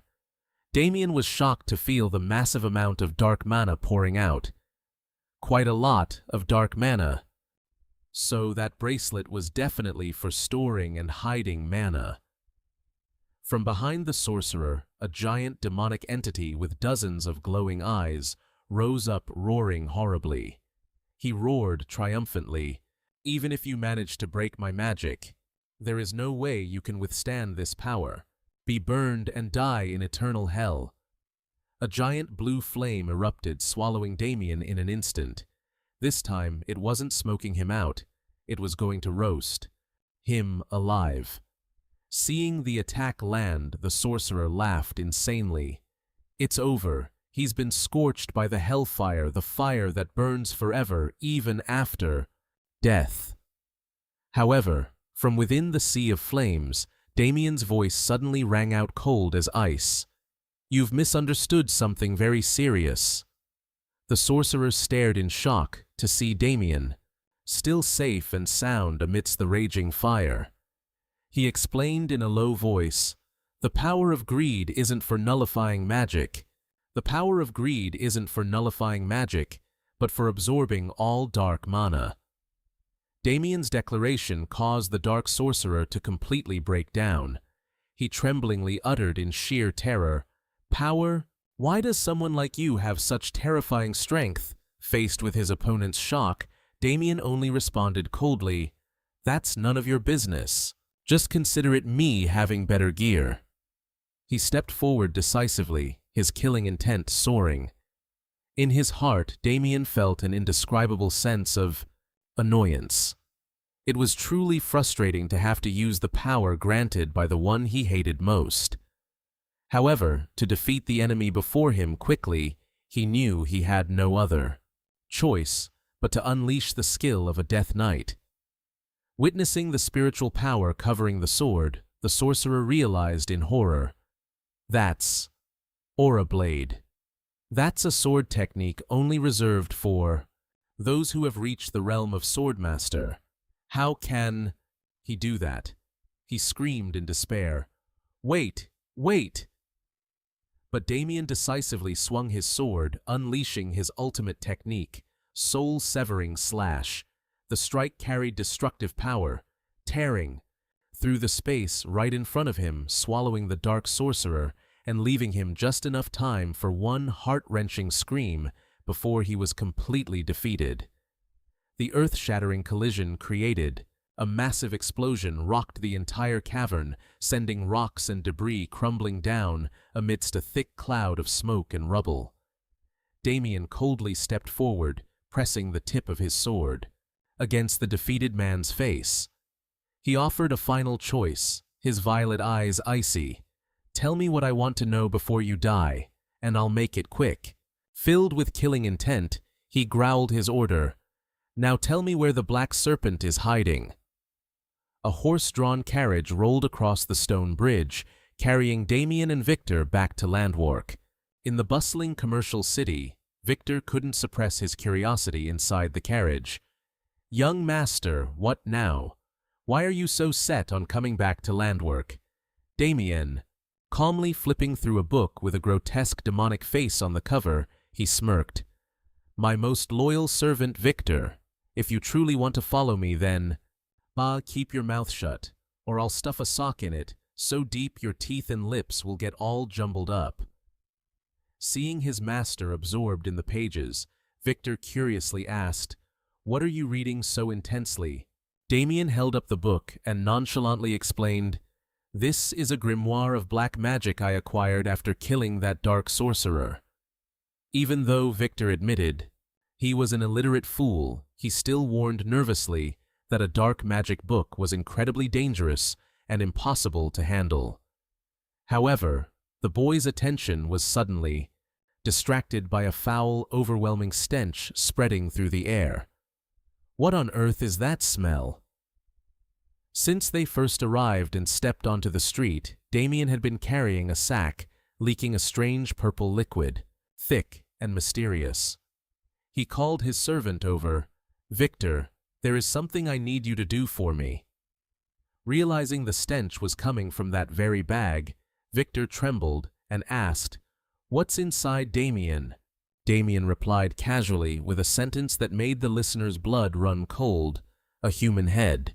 Victor desperately tried to believe it was just a sick joke by the young master, but as he looked at the black smoke rising from the sack, his face turned ash gray from sheer terror. "Oh my God, and you're just telling me now I think I'm gonna faint." Seeing his servant losing his cool, Damien signaled him to be quiet as passers-by were starting to take notice. He handed the bag to Victor and instructed, "I'll explain later. First you need to do a few things for me. Just get these to the location I've marked." Damien clutched the black magic book in his hand, insisting that doing this would prevent further trouble. Victor trembled looking at the sack and stammered in fear, Trouble!" The trouble, before Damien's eyes now, was the headquarters of the Black Serpent Gang, a towering stone fortress with snake-shaped carvings coiled around it, located right in the heart of Landwark City. He silently assessed the arrogance of these thugs for daring to build such a blatant base, but told himself that made them easy to find. Approaching the main gate, Damien was blocked by two burly guards. One growled, "Hey, who are you?" Damien looked straight at them and calmly introduced himself. "I am Damien Hassan, I am of the Hassan Viscountcy." Did you hear that? Or do I need to repeat myself? Hearing the name Hassan, the one-eyed guard and his cronies burst into mocking laughter, jeering that the name sounded cheap and pathetic. But immediately after, the one-eyed guard froze. He narrowed his eyes, remembering something. Wait, I think this is the name the boss mentioned. Damien calmly continued, so you know who I am now? Ha! I have business with your leader, so you'd better quietly step aside. Contrary to expectations, the two guards easily agreed. Oh, really? Go ahead, straight through. This cooperation was so unexpected, it made Damien suspicious. You don't even need to hear the reason. Just then, the guard secretly pulled out a signal gun and pulled the trigger. A beam of crimson light tore through the sky right behind Damien, alerting the entire base to the intruder's presence. Damien turned around, shocked, looking at the flare shining in the air. The one-eyed guard at this moment revealed his sinister side. He laughed maniacally. You thought we'd say yes? Ha! Damien lowered his voice, asking what he had just done. The answer came immediately, as mysterious hooded shadows began to appear densely on the surrounding rooftops. Damien quickly moved to dodge as the assassins dove down to attack, looking like a flock of vultures swooping in for a corpse. He walked right into their lair. How reckless. Looking at the assassins surrounding him, Damien asked coldly, "What else can you do?" The guard triumphantly declared that this was a special gift the leader had prepared to welcome him. Immediately, a series of shadows from the rooftops lunged down, brandishing swords for a direct attack. Facing the circle of enemies, Damien wasn't rattled at all, only smirking slightly. He decisively drew his sword from its sheath and left a threatening warning, "Don't regret this." Meanwhile, at a luxurious mansion, the governor of Landwark, Sebastian Baker, was wallowing in wine and the service of beautiful women. He enthusiastically sent his thanks to Cedric for organizing a party that made him extremely happy. Sitting at the same table was Robert, a knight of Landwark. He was also completely wasted and kept demanding more wine. Cedric fawned, saying that serving the two of them was his greatest honor. Sebastian began talking about taking over the commercial hubs of other organizations and suggested that the Black Serpent should soon seize them. Always inciting people to do wrong, one day you'll end up dead with no place to be buried. He asserted that even the Red Light District must be under the full control of the Black Serpent. When Cedric expressed concern about those who might stand up to oppose them, Sebastian just laughed sinisterly and declared his power was enough to ensure those people were no longer a problem. Robert also spoke up, promising to help with all his might within the scope of a knight's authority to protect the gang's operations. On the surface, Sir Drake respectfully thanked the two officials for their support, but deep down, he showed obvious contempt. The Black Serpent leader secretly told himself he didn't want to continue bowing to these greedy trash any longer. He harbored the ambition that before long the Black Serpent's power would expand and take over the entire city of Landwark. Cedric Walker wore an ambitious smile. He smugly told himself that before long all those high and mighty people would have to bow down to him. However, the hedonistic atmosphere was suddenly broken when a subordinate rushed into the room in a panic. "Hey, boss!" Cedric, annoyed, yelled. "What is it? Can't you see I have guests?" The soldier apologized profusely, but insisted there was an urgent matter that needed to be reported immediately. Cedric lumbered out into the hallway and asked in a low voice, "What is it?" The subordinate whispered into Cedric's ear, making him so shocked that his eyes widened as he blurted out, "What, Damien Hassan?" While the guests inside were still busy feasting, Cedric gritted his teeth, thinking about the Dark Sorcerer and the bizarre list of ingredients he requested to perform the curse. He secretly comforted himself that fortunately he had warned his subordinates beforehand to prepare for any contingencies. Cedric waved his hand to command. I see, you've got the name you needed. The subordinate, still hesitant and anxious, asked if it was really okay to leave him like that. But Cedric just gave a confident smirk. What are you worried about? He asked firmly. He's practically walking into his own grave. Outside, Damien stood surrounded by dozens of ruthless thugs from the Black Snake Gang. He calmly observed his opponents, and then suddenly a burst of deep purple spiritual energy erupted, coating his entire body. His eyes blazed with power. Damien dashed forward like a bolt of lightning. His sharp, precise attacks sent the minions falling one after another before they could even react. If you're looking for a quick death lineup, who wants to go first? In the middle of the city streets, a mysterious group cloaked in gray appeared out of nowhere. They radiated a chilling pressure that seemed to freeze the very air.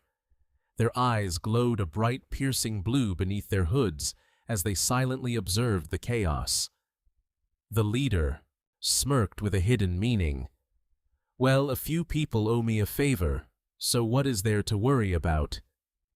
On a high balcony, Cedric was sweating bullets as he witnessed the horrifying scene below. Dozens of Black Snake Gang members lay scattered, groaning in pain amidst the debris. He couldn't believe his eyes. Wait, could this possibly be happening? Did that brat take them all out by himself? Standing in the middle of the ruins, Damien maintained an eerily calm composure, radiating the pressure of a true conqueror, leaving Cedric trembling in fear. He grabbed his pale-faced subordinate to confirm once more. Did you say that brat? His name is Damien Hassan. When the guard stammered that it was true, Cedric froze, realizing the rumors about the useless Viscount's son were completely wrong. He realized with a bitter aftertaste that even the dark mage he had sent must have been wiped out. Sensing the situation spiraling out of control, Cedric turned in a panic, to head inside and seek help from his esteemed guests. No, this isn't good. I have to go call for help. Looking at them getting drunk like that, I wonder if they're even any good. Down below, Damien suddenly stopped as he sensed a surge of intense energy from above. He looked up at the rooftop, suspicious. Is that thing made of magic? 3 strangers in cloaks stood tall on the tiled roof. One held a scepter topped with a glowing red orb, frantically gathering power. He roared in rage. You monster, let's see you try to block this. Instantly, a massive fireball was launched, hurtling toward Damien, with heat so intense it felt like it would incinerate everything. The mage on the roof laughed arrogantly, seeing Damien, still standing there, taking the hit. Ha ha ha ha ha, you fool! You think you can stop our flame with just that sword? But Damien remained perfectly calm. He planted his feet firmly and decisively, executed his secret technique, the 10,000 flowing slashes. A sharp, lethal sword stroke tore through the air, slicing the raging fireball in half, right before the enemy's eyes. The mage only managed to gasp in horror before the entire blast was reflected back, creating a cataclysmic explosion that swallowed his position on the roof. Playing with fire, or we guess you got burned. Looking at the debris and the shattered scepter at his feet, Damien told himself, my work here is done. He turned, thinking to himself that now was the time to identify the true leader of the Black Snake Gang. But a terrifying pressure suddenly descended, making Damien jump in alert. From above, a figure crashed down like a meteorite, striking with such force it shattered the ground. Damien agilely backflipped to dodge the powerful impact. The pressure from the dense aura made his skin prickle, as if stung by needles. Looking at the dark silhouette standing in the smoke, he mentally evaluated the situation. The person who just appeared was definitely no ordinary thug. With an overwhelming aura and powerful blue spiritual energy, Damien concluded that the opponent before him was definitely a real knight. Heavy, rhythmic footsteps echoed as the city's security forces and knights began to surround the scene. Damien was slightly surprised to see the authorities getting involved in this mess. Filled their bellies with bribes, so of course they'd jump in. Amidst the crowd, a man with a goatee and luxurious noble attire stepped forward, roaring in anger. "How dare you cause such a chaotic scene?" Right in the center of the city. He introduced himself as Sebastian Baker, the governor of Landwalk, and declared he would punish Damien accordingly. Seeing the gang leader, Cedric, cowering right next to the governor, Damien thought, the big fish has finally shown his face. To the governor's threats, Damien calmly asked why he should be punished. That nonchalant attitude made Sebastian fly into a rage. "What kind of ridiculous, insolent behavior is this? Don't you even know the grave crime you've committed?" The old man twisted the truth, accusing Damien of not only attacking a respectable businessman like Cedric, but also slaughtering dozens of innocent employees of his company. Watching this shameless act, the people nearby could only whisper sarcastically about a thug being called a businessman. Sebastian firmly declared that he would absolutely not tolerate his actions.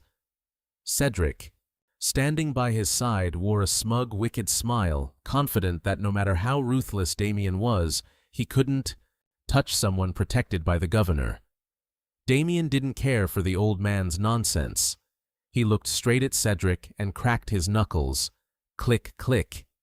He coldly announced he was only there to give the gang leader a punch.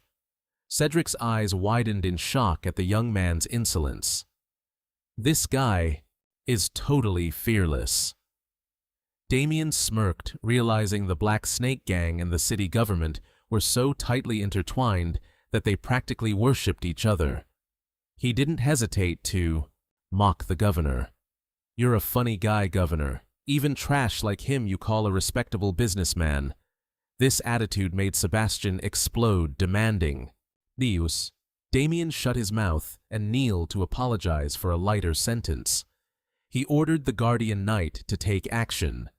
A large knight in heavy armor stepped forward, stomping his feet and drawing a great halberd that radiated incredible pressure. He coldly declared, "I am Robert, the city's guardian knight. Drop your weapons and surrender, and let yourself be arrested." Damien just sneered at the presence of an official knight. "Oh, please don't waste your breath. If you're so good, come slap the handcuffs on me, then." Robert noticed in Damien's eyes not a shred of fear. He wondered if the kid was actually brave or just an idiot who didn't know his own limits. Damien confidently claimed he had the skills, making the knight sneer back. "So, you really are just a fool." Instantly, Robert swung his halberd, creating a massive wave of blue spiritual energy that split the ground where Damien had just been standing. Damien nimbly backflipped to dodge, the powerful attack mentally calculating that at his current level, going head-to-head with an official knight like Robert wouldn't be easy at all. Damien, telling himself he just needs to hold on until the timing is perfect.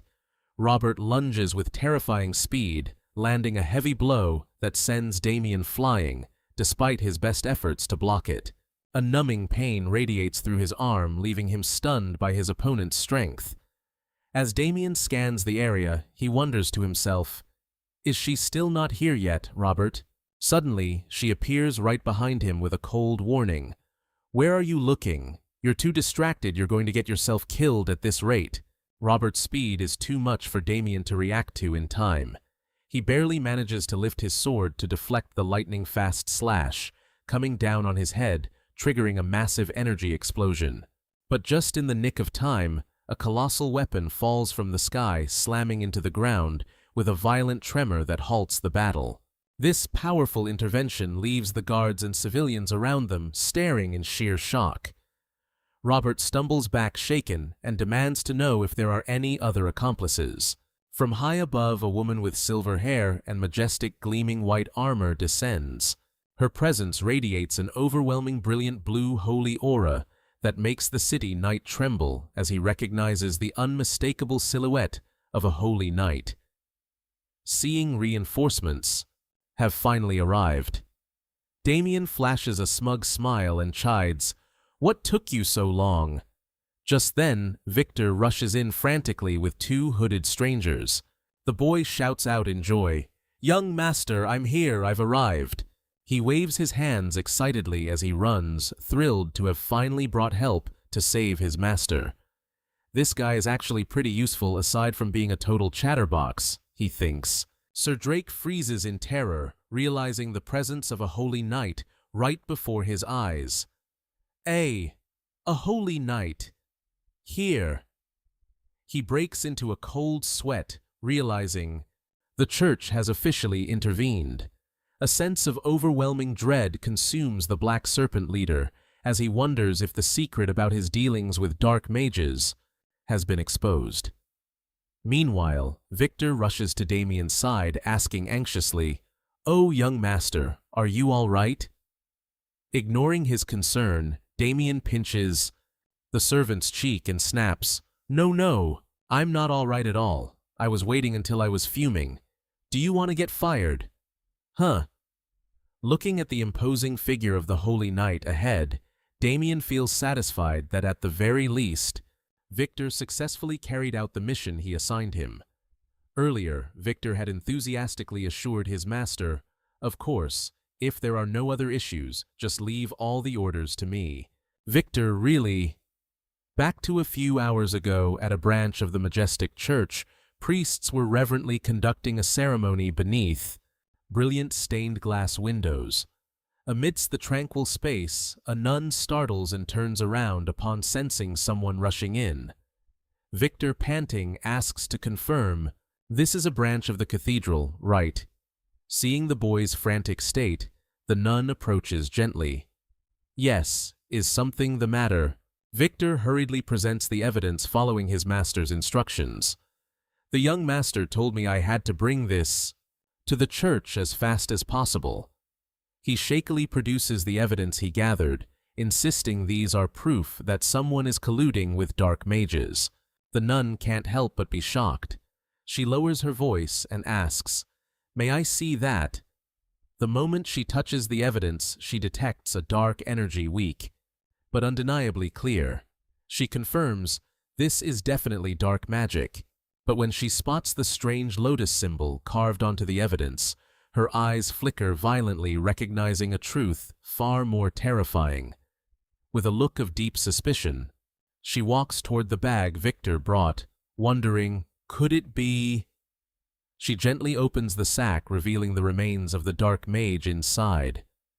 "Geez, aren't you scared at all?" "You're tough, I'm going to go hide over here." Victor stares at Agito's head in the bag and blurts out, "Eek." The nun, eyes glowing, realizes this is one of the leaders of the EUL organization that the church has been hunting for so long. She grits her teeth, clutches her vestments, and sternly asks Victor where the person who sent him is. Back at the scene, the holy knight smiles gently at Damien and asks, "Are you Damien Hansen?"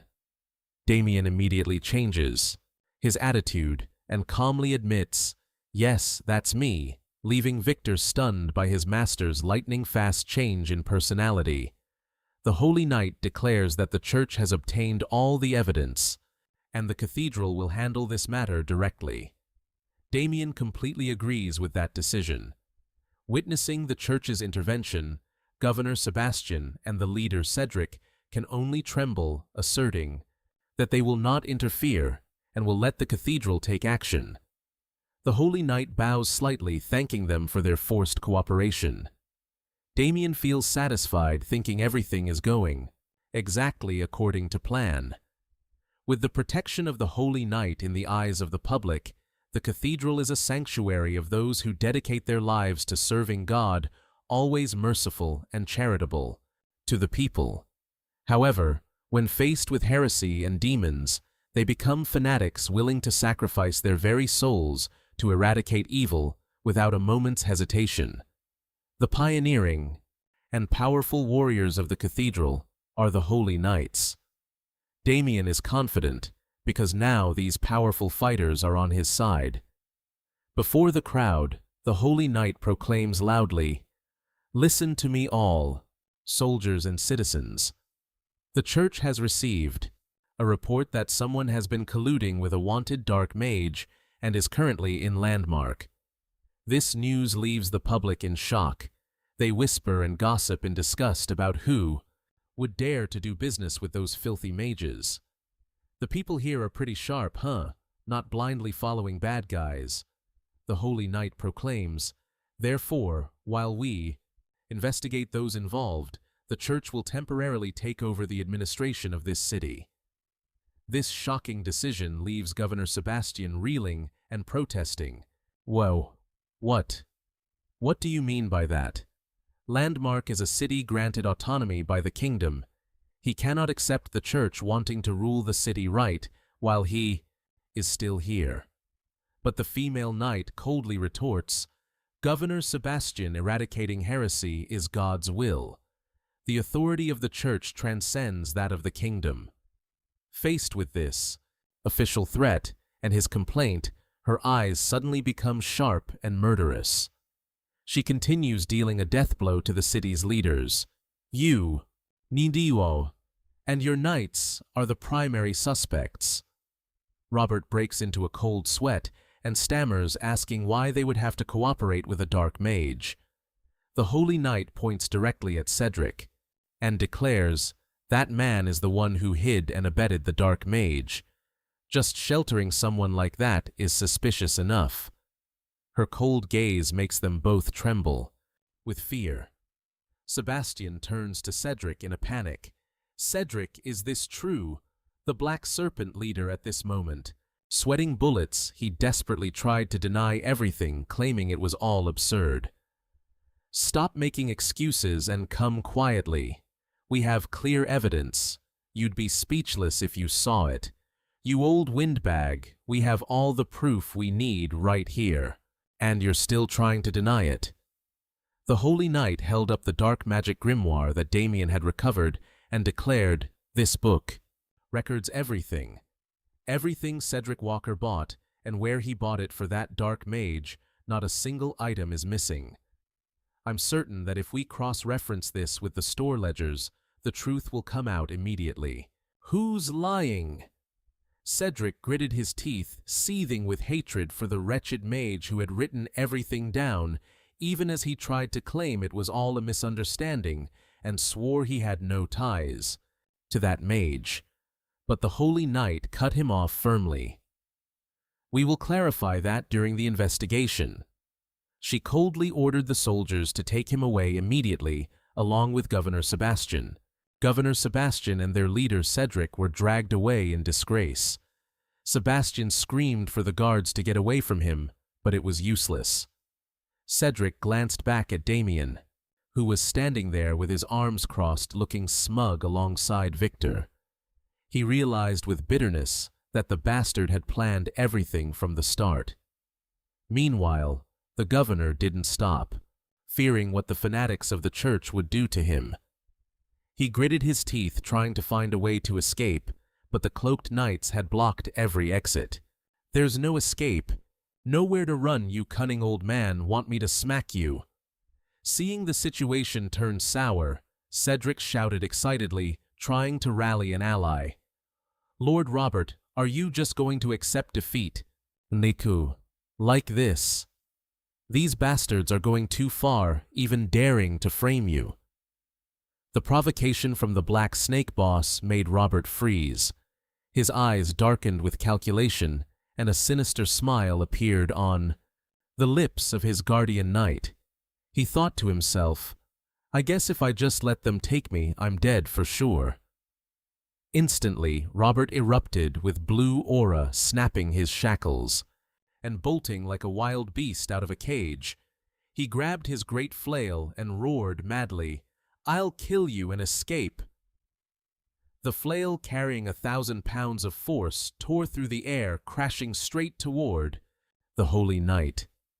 Witnessing the scene, Cedric smiled triumphantly, thinking he was about to escape. But Damien remained calm, watching with glowing eyes. He thought to himself, "He's made a mistake. What an idiot." A massive explosion of energy erupted, just as Robert lunged, but the Holy Knight stood tall, completely unflinching in the face of that reckless attack. "Trying to throw an egg at a rock, you fool!" Robert was shocked, realizing his mistake, as he faced a holy pressure far beyond his imagination. The Holy Knight swung her fist blazing with blue spiritual power, delivering a devastating blow directly to the treacherous knight. The earth-shattering collision created a fierce shockwave that sent Robert flying away in an instant. Witnessing the church's overwhelming power, Cedric could only gape in terror, sweating profusely from fear. Damien smirked in satisfaction while the Holy Knight coldly declared, "Anyone who defies God, whoever they may be." Her fist exploded with holy energy, knocking Robert down, leaving him unable to fight back. The city's guardian knight collapsed, lying motionless in a pool of blood right at the feet of the Holy Knight. Standing amidst the majestic blue aura, she firmly declared that justice would be served. "That is God's will." The Holy Knight stood tall, her eyes blazing with fury, looking down at the sinners trembling under the holy judgment. Cedric Walker, the notorious boss of the Black Snake Gang, was being dragged away by church members like an animal. He struggled frantically and screamed helplessly, "Let me go! You bunch of fools, this is ridiculous. Ugh, this old man is so cunning and slippery, just like the Black Snake name he chose." Watching from behind, Damien raised an eyebrow, suspicious. So, this is the infamous Black Snake boss. Looking at his fat, short, and mediocre appearance, he silently judged that the man looked like nothing more than a small-time nobody, completely contrary to the terrifying rumors. Being dragged away in humiliation, Cedric gritted his teeth in hatred. He couldn't believe he had been brought to such a miserable state by these people. Damien watched the silver-haired Holy Knight and felt grateful because, thanks to her, everything had been resolved smoothly. He realized her strength was far beyond what he had guessed. Through the powerful holy aura radiating from her, Damien concluded that she was definitely a disciple of Saint Brigandai's, a master who possessed the skills far more advanced than anything he had ever learned. When she asked about his strength, Damien honestly shared, "I've only learned elementary skills." This answer stunned the Holy Knight. She couldn't believe he could reach this formidable level just by practicing basic techniques. Perhaps the Holy Knight already considered him a prodigy. She squinted, observing Damien using her ocular skills to see through his body, and was shocked to see a significant amount of aura flowing wildly through the young man's veins. She silently judged that if what he said was true, his talent was truly extraordinary. Furthermore, she highly valued his unwavering determination when eliminating a heretic. A sudden idea popped into her head, and she smiled mysteriously and asked, "Are you interested in something even better?" Faced with the bewildered Damien and Victor, she spread her arms and excitedly proposed, "Do you want to become a holy knight?" Contrary to her expectations, Damien replied coldly and immediately, "I must decline." The flat refusal shocked the Holy Knight so much that she seemed to crumble. She covered her face and lamented, "Oh my God!" Victor, standing nearby, was also astonished and whispered, "The young master just took down someone that powerful with just a few words." Seeing the other party hadn't given up, and began radiating a terrifying pressure with glowing eyes to convince him of the honorable glory of destroying evil. In God's name, Damien remained unmoved. He stood calmly with his arms crossed, despite the knight starting to mumble and lament about how difficult it was to reach this position. Finally, Damien stated bluntly, "I'm sorry, but I don't have an ounce of faith. Anyway, besides, before this, I've even killed a demon king, so faith is redundant to me." Damien thought to himself that he absolutely did not want to be a pawn for the church, but he couldn't say that outright, so he had to make up a reason. He cleared his throat and put on a sincere expression. "I am currently not worthy to receive God's love. Now I just want to travel the world and follow the traces of the divine as a humble believer." Seeing Damien's silhouette looking like it was radiating a holy aura with fake angel wings, Victor could only stay silent, wondering if this blatant lie would actually work. But those words moved the holy knight deeply. She exclaimed in shock, "Those words are so holy, my ears feel like they've been enlightened." She excitedly lunged forward and grabbed Damien's hand, leaving Victor stunned that this trick actually worked so miraculously. The holy knight declared she would grant him the mana training set as a reward instead of money as he requested, and didn't forget to add, "However, if you change your mind, don't hesitate to come to the church. I will, personally." Damien smiled and responded with practiced courtesy, but in his heart he firmly told himself that there was no way that was going to happen as he looked at the female knight. "Let me officially introduce myself. I am Agnes, the first disciple of the Holy Flame."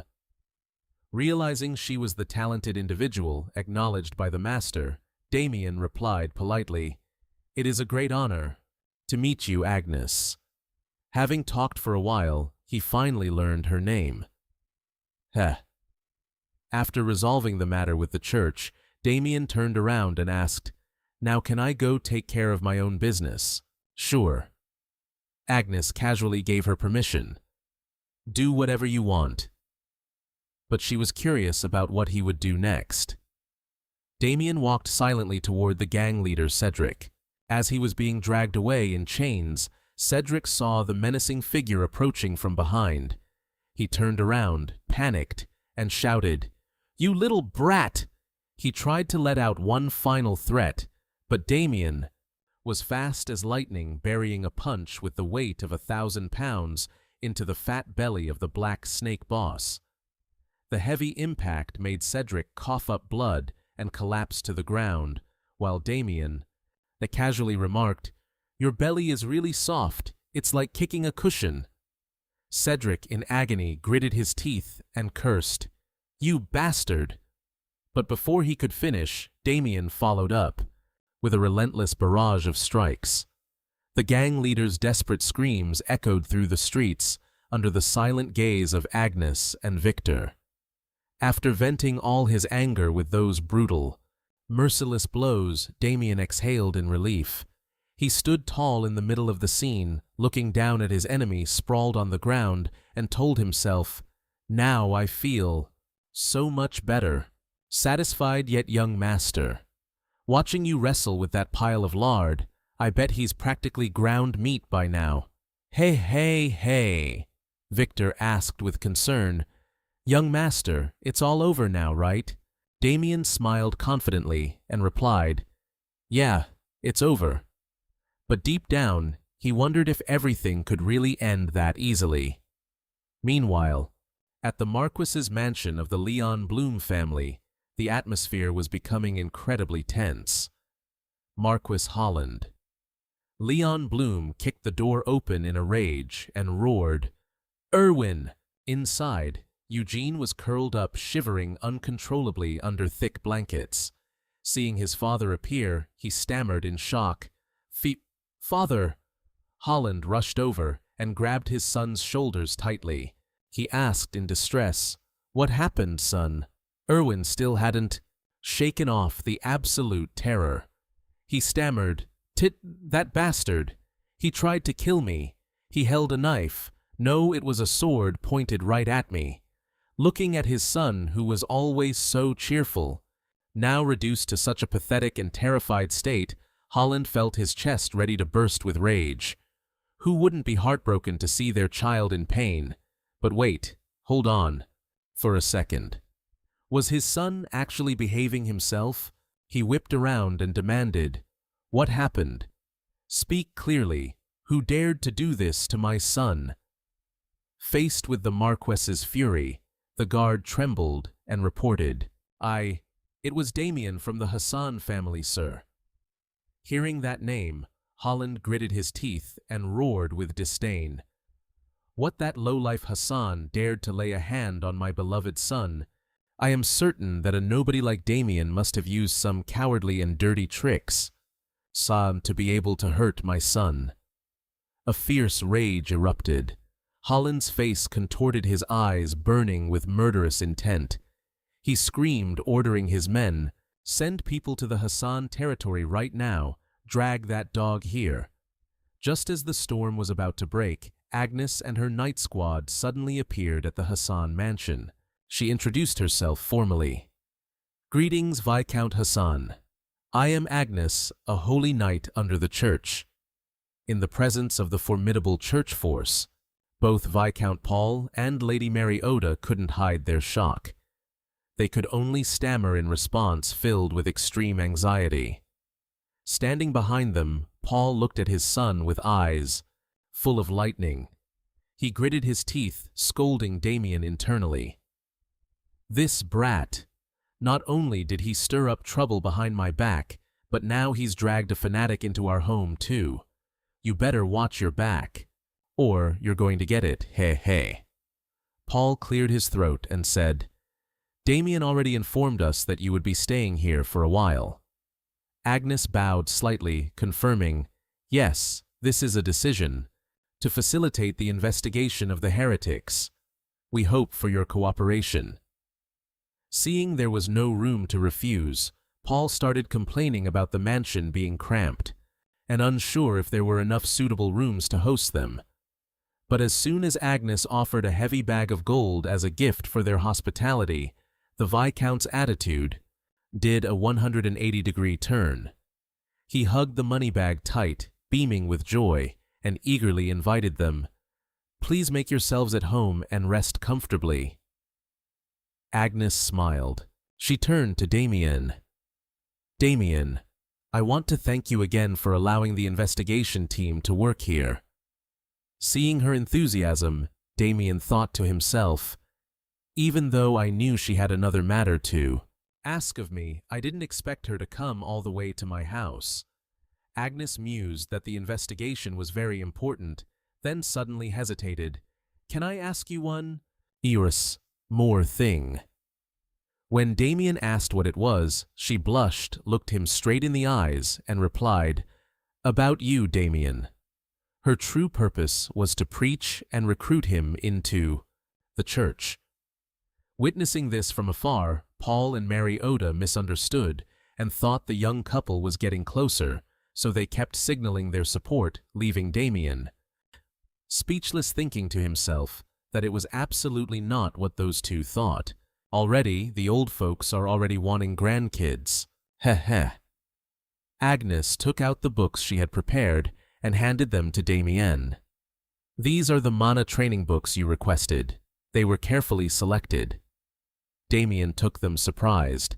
He looked at the two books and asked why there were two. Agnes explained that one of them was about swordsmanship, because just having training books without skills wouldn't be right at all. Damien thought, "I don't really need swordsmanship, but having it wouldn't hurt." However, when he looked closely at the titles Tyrant's Power Sword and Tyrant's Power Chi, he was stunned to realize these were secret manuals he had never seen in his past life. Agnes blushed slightly, admitting that to get them she had faced a lot of opposition from the church. Damien appreciated that she must have gone through a lot of trouble. Agnes smiled, saying that in the end she had to rely on her master's authority because when she told him about Damien, he insisted that Damien was the chosen one the church was looking for. Agnes still didn't give up. She grabbed Damien's hands and pleaded earnestly one more time, "Please consider becoming a holy knight, won't you?" But Damien firmly pulled his hand back and rejected her coldly. "Sorry," seeing the determination of the other party. Agnes sighed with regret. "I understand. To say anything more would be rude. But if you change your mind, come find me." This girl is really persistent. If I weren't careful, I might have fallen for her. Watching Agnes's back disappear down the hallway, Damien broke into a cold sweat. He thought to himself, just as I suspected, she really is a fanatic. That kind of obsession is truly impressive. The battle with the dark mage has concluded, yet its echoes still linger deep within the dark cave that once served as the lair of the villain Agito. Two church investigators are meticulously examining the scene when one suddenly speaks up to his companion. What is it?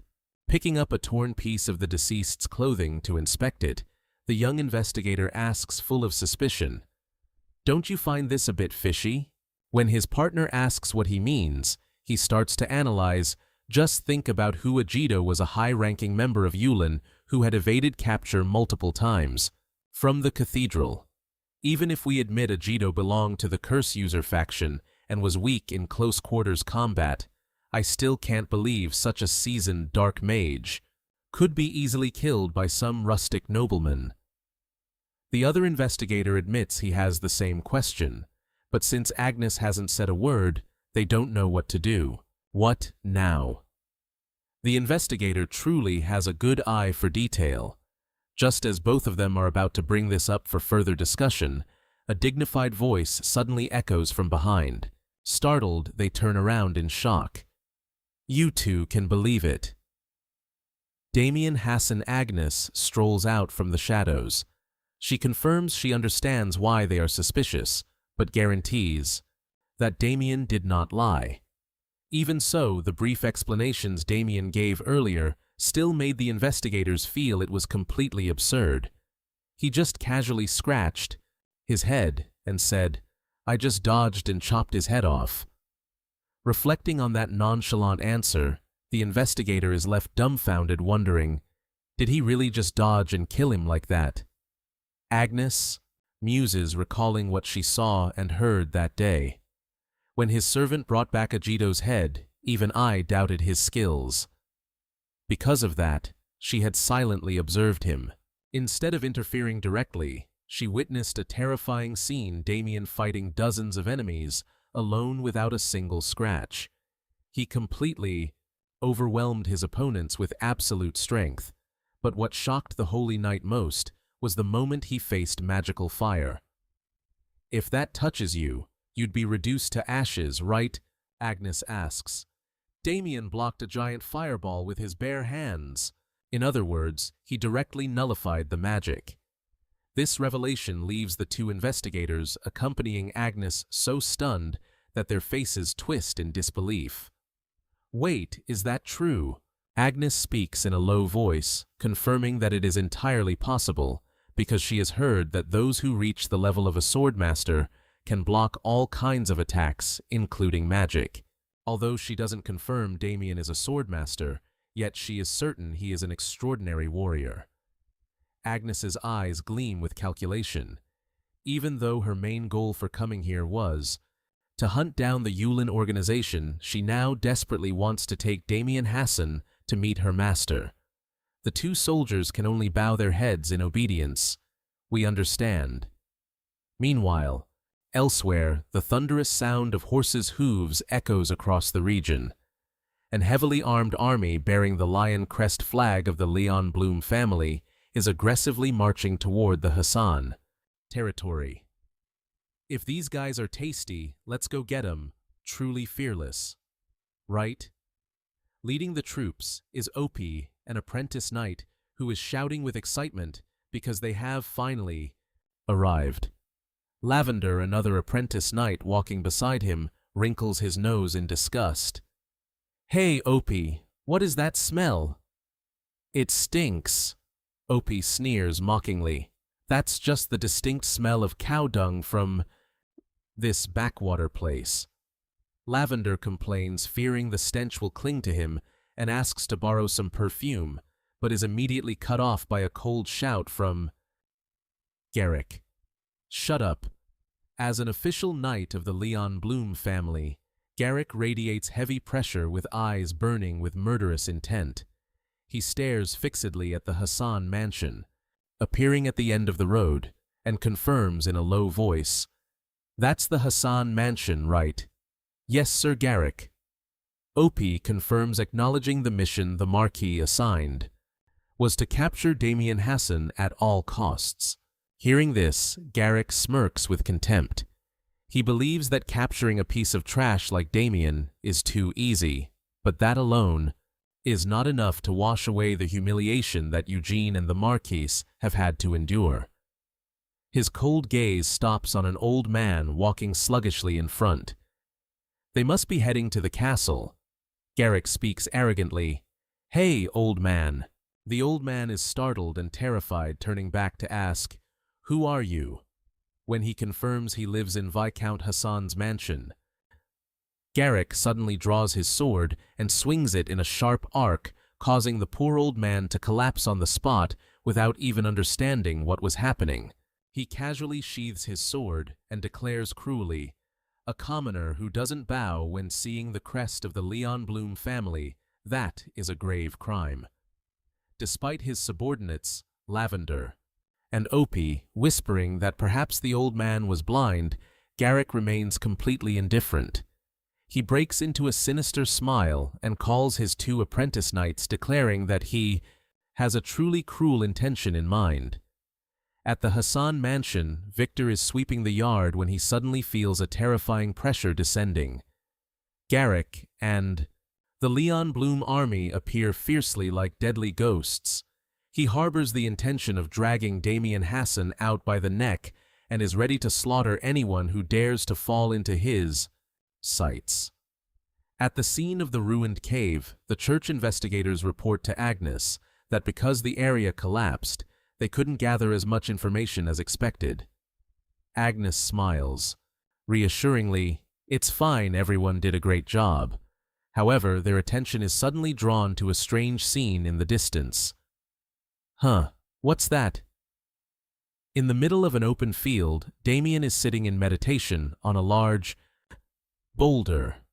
Surrounding him are streams of blue spiritual energy swirling like a storm. Witnessing this scene, Agnes cannot help but exclaim in shock, "Oh my God, what is that?" She stands frozen. Her eyes reveal clear astonishment. "I don't know what that is, but it's amazing. What am I looking at?" Agnes realizes Damien is practicing the Ba Luk Suk dominant chi technique, a method of cultivation she had just given him. According to theory, only when reaching the highest level does it allow the user to absorb the surrounding mana. Yet, Damien only took a few hours to do it. He is truly worthy of being the person she has targeted for the cathedral. Damien exhales a refreshing breath after finishing his training, seeing Agnes and the investigative team approach with expressions full of admiration.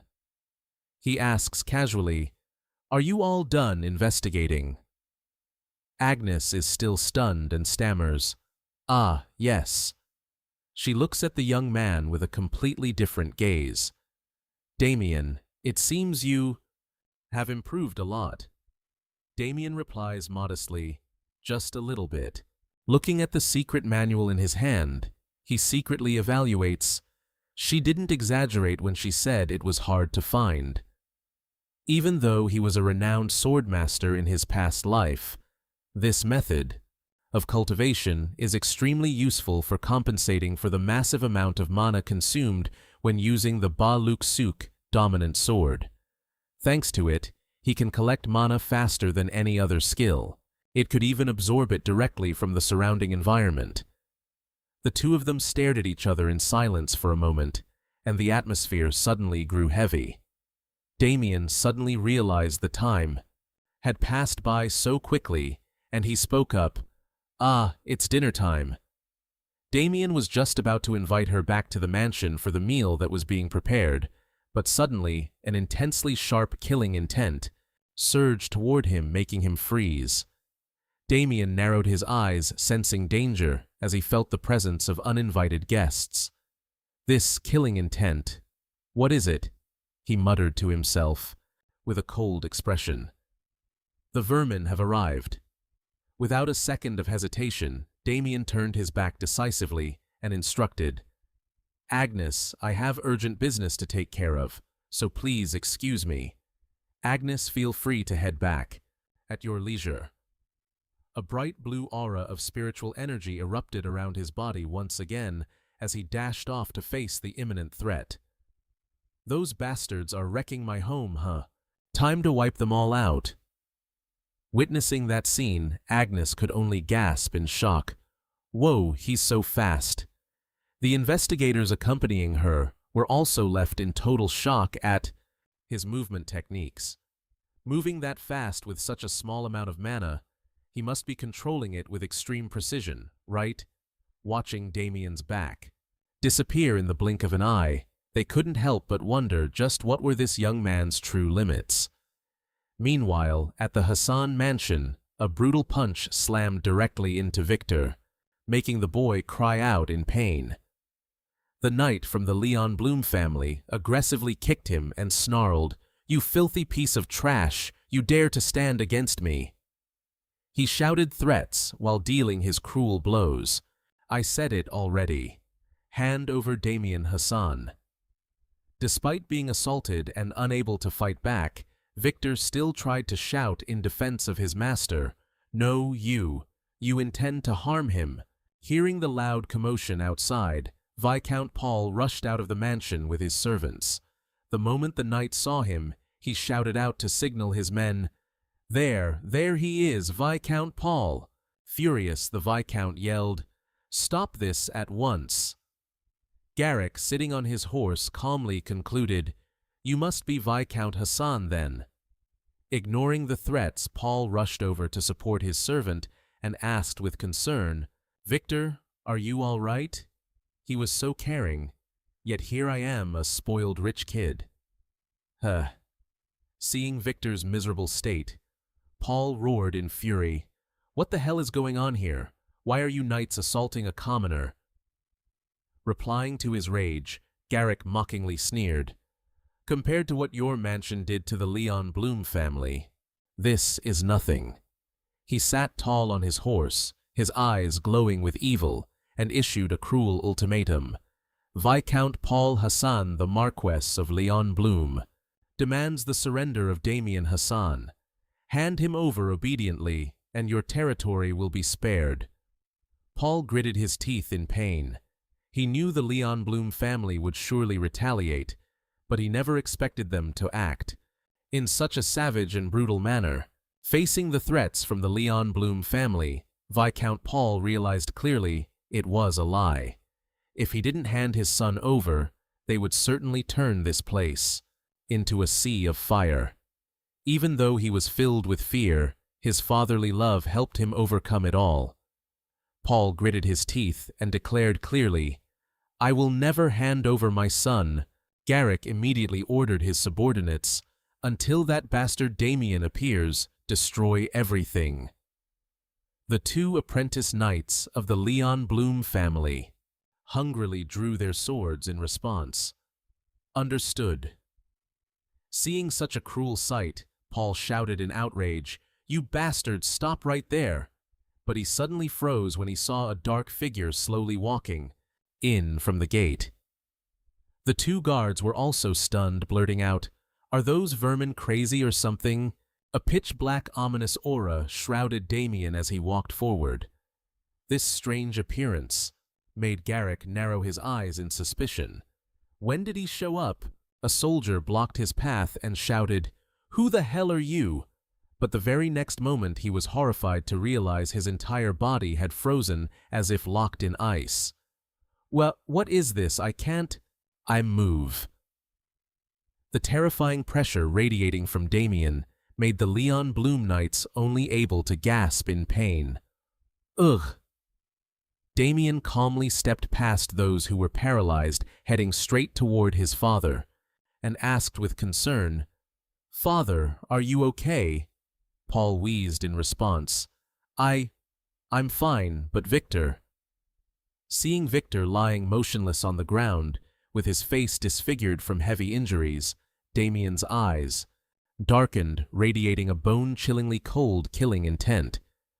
"I feel so sorry for this loyal servant," Damien said in a voice filled with threats. You must think you're very lucky, don't you? He looked down coldly at his enemies, asserting that if Victor didn't have such a robust body, he wouldn't have survived that vicious beating. Looking at the two knights brandishing their weapons in front of him, Damien growled, "If that's the case, then perhaps I should have beaten all three of you to death right here." His arrogant declaration made them go mad with rage, screaming, "Whoa, what you bastard!" From atop his horse, Garrick sneered, "So he's just a lunatic, huh? Or do you think you're cool because you defeated a few pathetic nobles with some cheap tricks?" Hearing the phrase, cheap tricks, Damien's eyes showed clear danger. Not wasting any more time, Garrick ordered his subordinates, "What are you standing there for? Break his legs and make him kneel before me." The two knights immediately swung their swords and charged. "Yes, sir," Damien decided, to cast aside all hesitation. He lunged forward, blocking the knight's sharp sword with his bare hands, to the man's complete astonishment. Damien thought triumphantly, "Perfect. This is a great opportunity to test the abundant mana I've accumulated from my internal energy techniques." He channeled his strength into his palm, gripping the opponent's hand tightly, making him scream in pain. "Arr!" Without a hint of mercy, Damien delivered a bone-crushing punch straight to the enemy's face, whispering to himself, "It's so convenient that some perfect targets just walk right up to my door, giving me something to do. Having a place to practice feels pretty good, actually." Witnessing his comrade get taken down in a split second, the remaining knight screamed in panic, before he could regain his composure. Damien had already closed the distance with terrifying speed, leaving him only able to gasp in surprise. A lightning-fast kick slammed into the Leon Bloom knight's head, sending him flying, and knocking him unconscious. Damien told himself he would enjoy using this new power to punish the arrogant. High atop his horse, the official knight Garrick was completely stunned when he saw that all his elite subordinates had been defeated so miserably in just a few seconds. Amidst the rubble, Victor opened his eyes and wheezed, "Young master!" Damien stopped his hand, turning back to look at his loyal servant with concerned eyes. "Victor, are you all right?" Even though his whole body was bruised and in pain, Victor still managed to give a thumbs up to signal that he was still okay. Damien couldn't help but be amazed watching the boy's resilience. He gave a slight intrigued smile and told himself, "Honestly, you really are interesting." Garrick slowly stepped forward, growling in suspicion. "Did you get trapped by Lord Eugene's cheap tricks again?" He stared intently at Damien, unable to hide his curiosity, but "I still don't understand how a good-for-nothing like you could have skills like that. A lowlife like you, how do you have skills like that? Even if I explained it, you wouldn't understand. Forget it. It's better if you just chew on that thought." Facing the interrogation, the official knight Damien merely replied coldly, "You don't need to know," maintaining his composure despite his father worrying and taking care of Victor behind him. Garrick's eyes suddenly shifted. He muttered, "He is," as if suddenly realizing something. The knight Leon Bloom sneered wickedly. "I see, I understand now. Everything fits together." The opponent's sudden confidence left Damien bewildered. "What?" Garrick pointed straight at his face, and loudly declared, "You are not Damien Hassan." This baseless assertion left both Viscount Paul and Victor in a state of utter confusion, filled with questions. Meanwhile, Damien could only squint and ask back, "What the hell are you talking about?" Garrick screamed frantically, "Don't try to deceive me." He hallucinated a terrifying conspiracy, believing this was a trap, set by the hounds on the battlefield to hinder the prosperity of the Leon Bloom house. Garrick insisted firmly, "You are not Damien Hassan. Really, you're definitely a fake someone hired to defeat Lord Owen and tarnish the reputation of the Leon Bloom house, watching the opponent's self-delusional deduction. Full of absurdity, Damien could only let out a weary sigh. He must be scared out of his wits, completely losing it now, hey hey hey. Damien mentally finished his remark about the opponent's stupidity. Meanwhile, Garrick was still burning with killing intent, channeling aura into his sword to prepare for a bloody battle. On the ground, one of the two apprentice knights who had been knocked out had actually regained consciousness, but was too terrified by Damien's power to do anything but lie still, trembling and thinking, "Damn it, what should I do now? I'll just keep pretending to be knocked out." Viscount Paul anxiously called out his son's name, while Victor, despite being seriously injured, tried to shout loudly, cheering for Damien to win. Garrick tightened his grip on the sword hilt, secretly admitting the opponent seemed skilled, but asserting his luck had ended here. The Leon Bloom knight began to move, full of calculation. He told himself that as long as Damien was within range, he would immediately split his opponent in two. He stomped hard and lunged like a whirlwind. Garrick swung a slash, with the force of 1,000 pounds from above roaring with murderous intent, split in two. But Damien calmly raised his sword, blocking the powerful strike right in front of his face. "So, you didn't manage to split me in two, did you, buddy?" Looking at the sword blade sparking in midair, Damien smiled wickedly. He mentally judged that the Leon Bloom house had truly sent an official knight with real power to face him. Garrick was shocked, unable to believe his eyes. He reassured himself that the block just now must have been pure luck. He frantically swung his sword, unleashing a series of rapid slashes at high speed to overwhelm his opponent. However, Damien still stood firm, effortlessly neutralizing every sword strike. With precision, then coldly remarked, "You're too slow." To Garrick's utter horror, Damien declared it was his turn to strike. His eyes flared with purple spiritual energy. He lunged like lightning and dealt a thunderous blow to his enemy. Garrick groaned in pain, realizing he couldn't even see his opponent's attack trajectory. Not giving him a chance to react, Damien delivered another powerful kick straight into his body, sending the Leon Bloom knight flying far away. Garrick flew into the air and crashed hard into the ground, creating a deep crater amidst the thick dust. The official knight lay motionless, coughing up blood under Damien's cold gaze. He wondered if the guy finally believed he was Damien, or not. Damien looked at the defeated knight with cold eyes and declared, "This hit is for Victor." Garrick tried to get up, propping his sword on the ground, to keep his balance, trembling as he uttered, "You!" His rage exploded. The knight roared, "You bastard!" He channeled all his burning red aura into his sword, unleashing his strongest ultimate skill, the Lion Tribe's King Sword. Facing the giant energy claws rushing towards him, Damien just indifferently remarked, "Too noisy." He moved his sword tip to intercept the attack and mocked, "Is that all? You've got—" Just as Damien's sword tip touched the energy shield, Garrick's defense began to crack and vanish completely to his astonishment. As fast as lightning, Damien swung a razor-sharp sword stroke through his opponent's armor.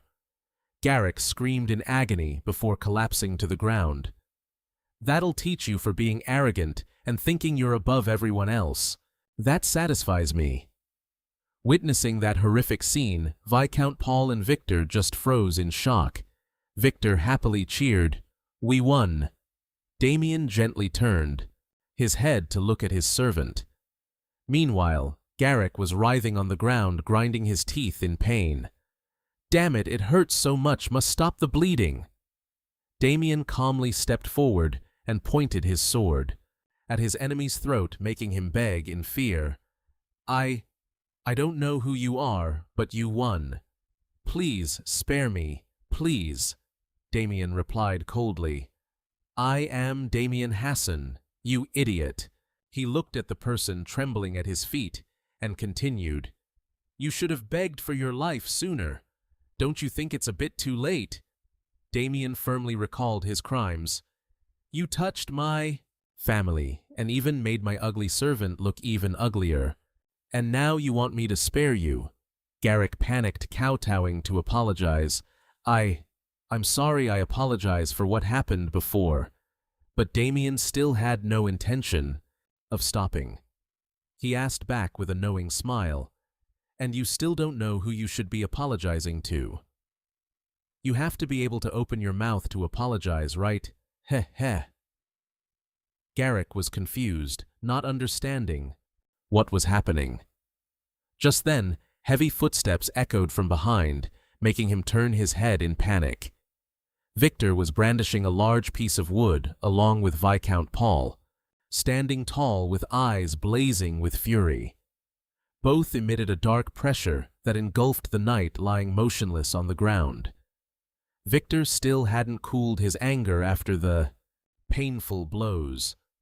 He gripped the wood tightly, looking at the wretched knight, and asked, "Young master, I'm still not satisfied. Can I hit him a few more times?"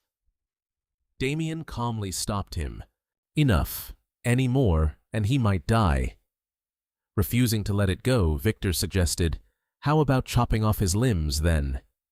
Hearing that, Damien smirked slightly, thinking to himself, "Actually, that doesn't sound too bad." Just then, Viscount Paul placed a hand on his son's shoulder and intervened. "Damien, that's enough. Threatening him like that might make him soil himself. Heh heh." Garrick, at this point, could only kneel on the ground, trembling and begging, Master Hassan, I was wrong. I apologize for being disrespectful to you." But Paul looked at him with eyes blazing with fierce hatred. He growled, "Do you think just one apology is enough to make up for it?" Paul secretly thought if Damien wasn't strong enough, this territory would surely have been destroyed, and no one knew what his son would have to suffer if taken away by the Marquis's house. Garrick frantically knocked his head against the ground to beg, "I beg you, please, please spare my life." Paul looked at the defeated enemy with contempt, then shook his head, signaling to Damien. Understanding his father, Damien nodded in agreement, secretly thinking that he himself didn't even thinking of killing them right here, because if he did, all ties with the Leon Bloom family would be completely shattered. Damien's gaze grew razor-sharp as he muttered to himself, if only he were alone. He wouldn't have hesitated to confront the Marquise's family, but he couldn't do that while his family was still involved. However, if he let them leave too easily, they would surely return soon, to retaliate. Just as he was wondering what to do, Agnes's voice suddenly rang out. "Damien."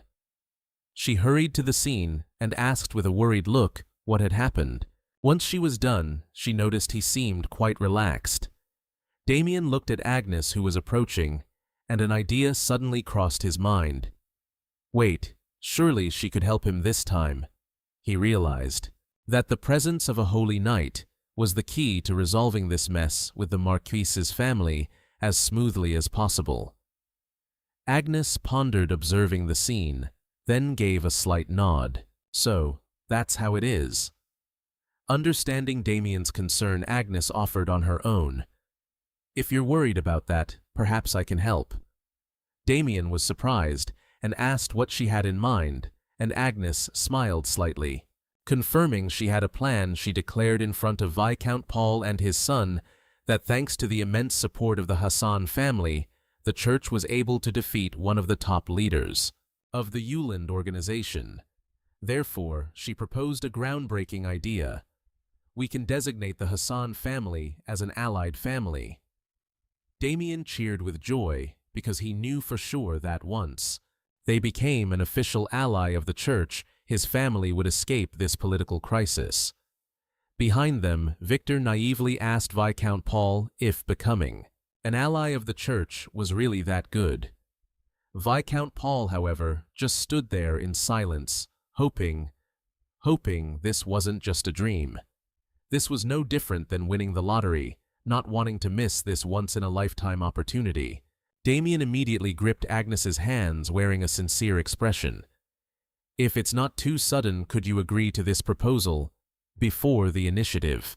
And the hopeful gaze of the young man, Agnes blushed, embarrassed, and agreed immediately. "Oh, of course." But hidden behind that sincere facade was Damien's cunning smile. He was secretly pleased, thinking everything was going exactly according to plan to receive absolute protection from the church. Witnessing this act, Victor silently marveled, wondering if the young master had just used his looks to seduce the holy knight. Viscount Paul just silently nodded in approval. Damien turned to the trembling Leon Bloom knights and demanded, "Hey, did you hear that?" Seeing the pale face of Garrick, Damien coldly ordered, "Go report this to the Leon Bloom family. Tell them that from now on the Hassan family is under the protection of the Holy Church." His eyes flashed with purple spirit energy, full of rage, as he delivered a final steely warning. If they dared to use force again, they would face the wrath of the Holy Church. "If you understand, then get out." Terrified by the power of the church and Damien's strength, Garrick and his henchmen scrambled to flee for their lives. Thanks to Victor, who stood behind them, still waving his cane and yelling to chase away those lucky bastards, while Damien watched silently with an emotionless gaze. "I see Victor is herding those bastards like ducks. Hee hee." Watching the knights retreat, Victor gloated. "See, they ran away like dogs with their tails between their legs. Now we can breathe a sigh of relief, right?" But Damien responded thoughtfully, "Not necessarily. Now we have to think about the next step." Viscount Paul crossed his arms, looking stern. He decided, "We need to hold a family meeting immediately." After that, everyone along with the Holy Knight Agnes gathered in the meeting room. Paul spoke up, "All right, let's start the meeting. The main topic of discussion is how to handle the feud with the Leon Bloom family." Seeing the worried expressions of his mother and sister, Aben questioned, "Father, weren't we just protected by the church? Why do we still have to care about this feud?" Louis explained that the family couldn't expect the church to intervene completely. Paul nodded in agreement. Louis is right. The church doesn't intervene too deeply in the affairs of the nobility. Furthermore, the strength of the Leon Bloom family doesn't just lie in military power. They have likely expanded in many other areas, haven't they? He explained that if they wanted to major, nobles could crush smaller families like the Hassans in every way, from economic pressure to hush money. Currently, the most practical solution is to seek protection from a higher-ranking noble. Agnes inwardly assessed that joining under another major family was perhaps the best chance for the Hassan house. At this moment, she suddenly spoke up. "There is still one more way. Damien Hassan could become a holy knight." Damien was stunned, muttering to himself, never expecting she would mention that right now. Before everyone's expectant gazes, Damien coldly declared, "I don't want to." Agnes reluctantly let it go. Damien doesn't want to, so let's skip that option." Seeing his father easily accept the refusal, Aben was so angry his body shook. He suddenly slammed his hand on the table and shouted, "Father!" Aben adjusted his tone respectfully. With a sharp gaze, he questioned, "Why do you accept that so easily? If he just became a holy knight, everything would be over immediately." Aben still wouldn't let it go. He pointed straight at his older brother and snapped, "Just telling him to accept it is enough." What a valuable little brother, really. Just give him a slap. Damien looked at his annoying younger brother with a gaze full of malice, thinking to himself, it's best if the two of them don't see each other anymore, because this brat was talking as if all the trouble had nothing to do with him at all. Intimidated by his brother's look, Aben slammed his hand on the table again and yelled, "What's with that look? When you think about it, all of this started with you. It's all your fault." Immediately, Viscount Paul intervened with a wave of purple pressure, full of menace radiating behind Aben. "We have a guest. Sit down." When father spoke, it was light. Paul sighed softly as the atmosphere in the room became terrifyingly quiet. He pondered, admitting, "Aben is right. Damien is the one who sparked the conflict with the Leon Bloom family, but we can't blame the boy." Looking into his eldest son's eyes, Paul explained that the second son of the Leon Bloom family had long had ill intentions toward Louis, and whether Damien stepped in or not, he would never have let her go. He painfully confessed, "In truth, Damien protected Louis from the schemes of the second son of the Marquise family in place of this helpless father. This plum wine that I've cherished for so long, and they demanded to steal it shamelessly." Paul stood up, approached, and suddenly placed a firm hand on Damien's shoulder. He smiled, full of forgiveness. "So, Damien, you did well today." Damien was stunned, amazed at his father's sudden change in attitude. Paul continued to praise, "You stood up to protect the honor of the family," and responded appropriately. Looking at his father's proud gaze, Damien felt incredibly surprised, never expecting him to understand his actions so well. He shyly looked away. "That was just something I had to do." Paul patted his son's shoulder and affirmed, "Don't worry from now on, let me handle this." Seeing Aben about to object, Lady Mariuta gently held him back and signaled to let Paul have a chance. To act like a proper father at least this time. Just then, a knock on the door interrupted the conversation. A servant entered to deliver news. "My Lord Hassan, apologies for the intrusion, but something has happened. Act like a decent father at least for this once." Just then, a knock on the door cut off their conversation. A servant entered to deliver a message. "Pardon the intrusion, Lord Hassan. There is some news." "What is it?" Someone from the Go Pixie family has arrived. I wonder in surprise why that Duke's household would seek out my family at a time like this." The servant's face turned incredibly tense as he stammered out his report. "The shocking truth is young Master Damien has taken out a loan and used the family's wheat fields as collateral.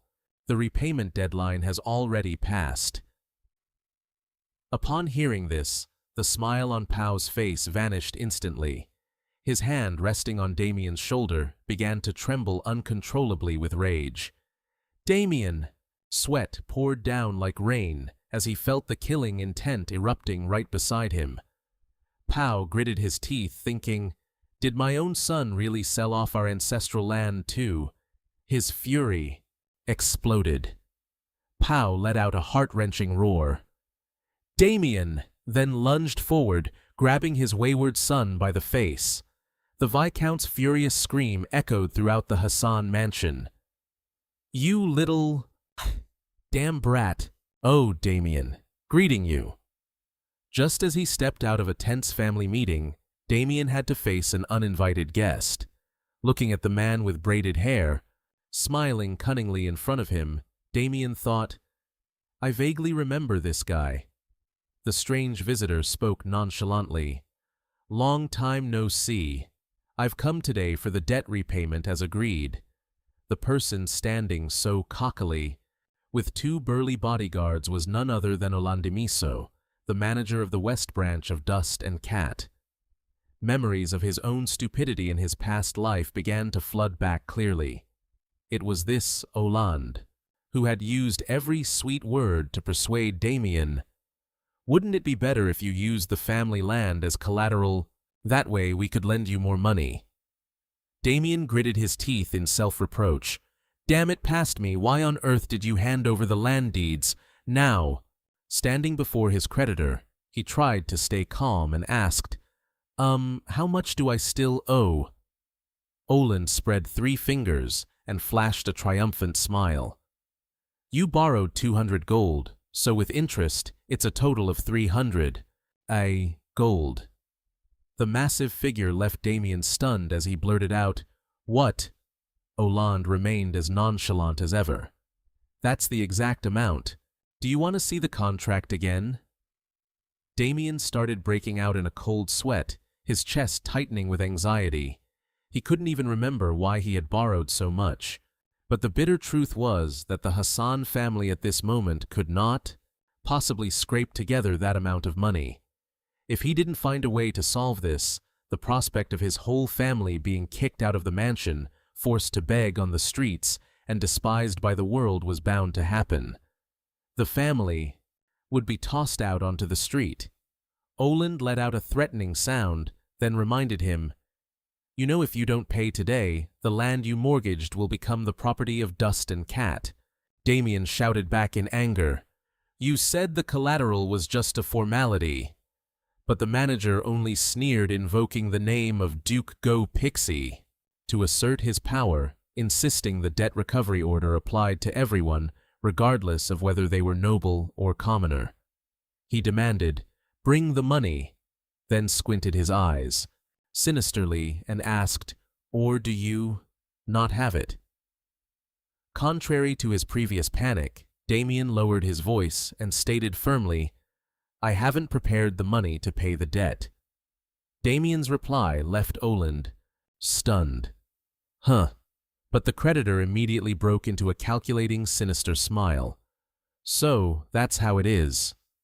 He lazily leaned back on the sofa, propping his legs up arrogantly, right in the Hassan mansion. Oland clicked his tongue, mocking, "Then you shouldn't have borrowed the money in the first place, should you?" He closed, his eyes relaxing as if he had already secured victory in his hands, then suddenly snapped his fingers. Snap. "Hey!" Oland signaled for his two burly bodyguards to close in on Damien. He thought smugly, "I guess I'll have to collect the money in my own way. I knew from the start he wouldn't be able to pay." The creditor's eyes gleamed with a perverse look as he stared at the young master's back. "Honestly, I do like money, but I like this moment even more, watching those arrogant nobles kneeling before me. I wonder what kind of face the young master of Hassan will make." Oland closed his eyes, savoring the extreme pleasure, his tongue licking his lips in a disgusting manner. Just imagining it is thrilling. Truly a pervert. Who knows what's inside that head of his? Meanwhile, in the Hassan family living room, Viscount Pao was pacing back and forth with a deeply anxious expression. Seeing her husband so tense, Lady Merida sighed softly and advised, "Honey, please just sit down and rest. You're pacing back and forth so much the floor is about to wear thin." Louis also turned to remind his younger brother, "Abin, you calm down too." But Pao still couldn't hold his composure, and shouted, "My love, how can I sit still at a time like this? Our family could be ruined." Abin also chimed in with his father, looking equally panicked. "That's right. How can we sit idly by when our entire home is being threatened?" Contrary to the chaos of the two men, Merida remained calm, sipping tea and reassuring them. Damien said he would handle it, so let's trust the boy and wait. Louis nodded in agreement with his mother. "That's right. Damien has never let us down whenever he's stepped up, has he?" Pao gritted his teeth, sweat pouring down like rain, out of fear. "That's just because his swordsmanship is excellent. Combat skills and negotiation are two completely different things." "That's right. Swordsmanship and money-making aren't the same." "Are they?" At that very moment, Damien suddenly acted with terrifying speed. A loud explosion rang out as he delivered a heavy punch, slamming the bodyguard's head straight into the floor, making the tiles shatter into 100 pieces. Witnessing the horrific scene right before his eyes, Oland jumped off the sofa, his eyes bulging in shock. Looking at the ruined scene, Damien thought, worriedly, "Father is going to yell at me again. He just fixed that wall the other day." He coldly grabbed the screaming creditor by the hair, then decisively drew his sword to confront the remaining one, ignoring his father's scream from behind. "You little brat!" Damien moved with lightning speed, choking the remaining bodyguard, leaving him only enough time to let out a pained gasp. He lifted the big guy into the air and coldly declared, "You drew your sword on a noble, so this counts as self-defense, right?" A sinister smile appeared on Damien's face, making Oland so terrified that he lost his soul, only able to choke back his sobs in absolute horror. He hadn't even dreamed of this turn of events in his wildest nightmares. He was so scared he almost wet himself.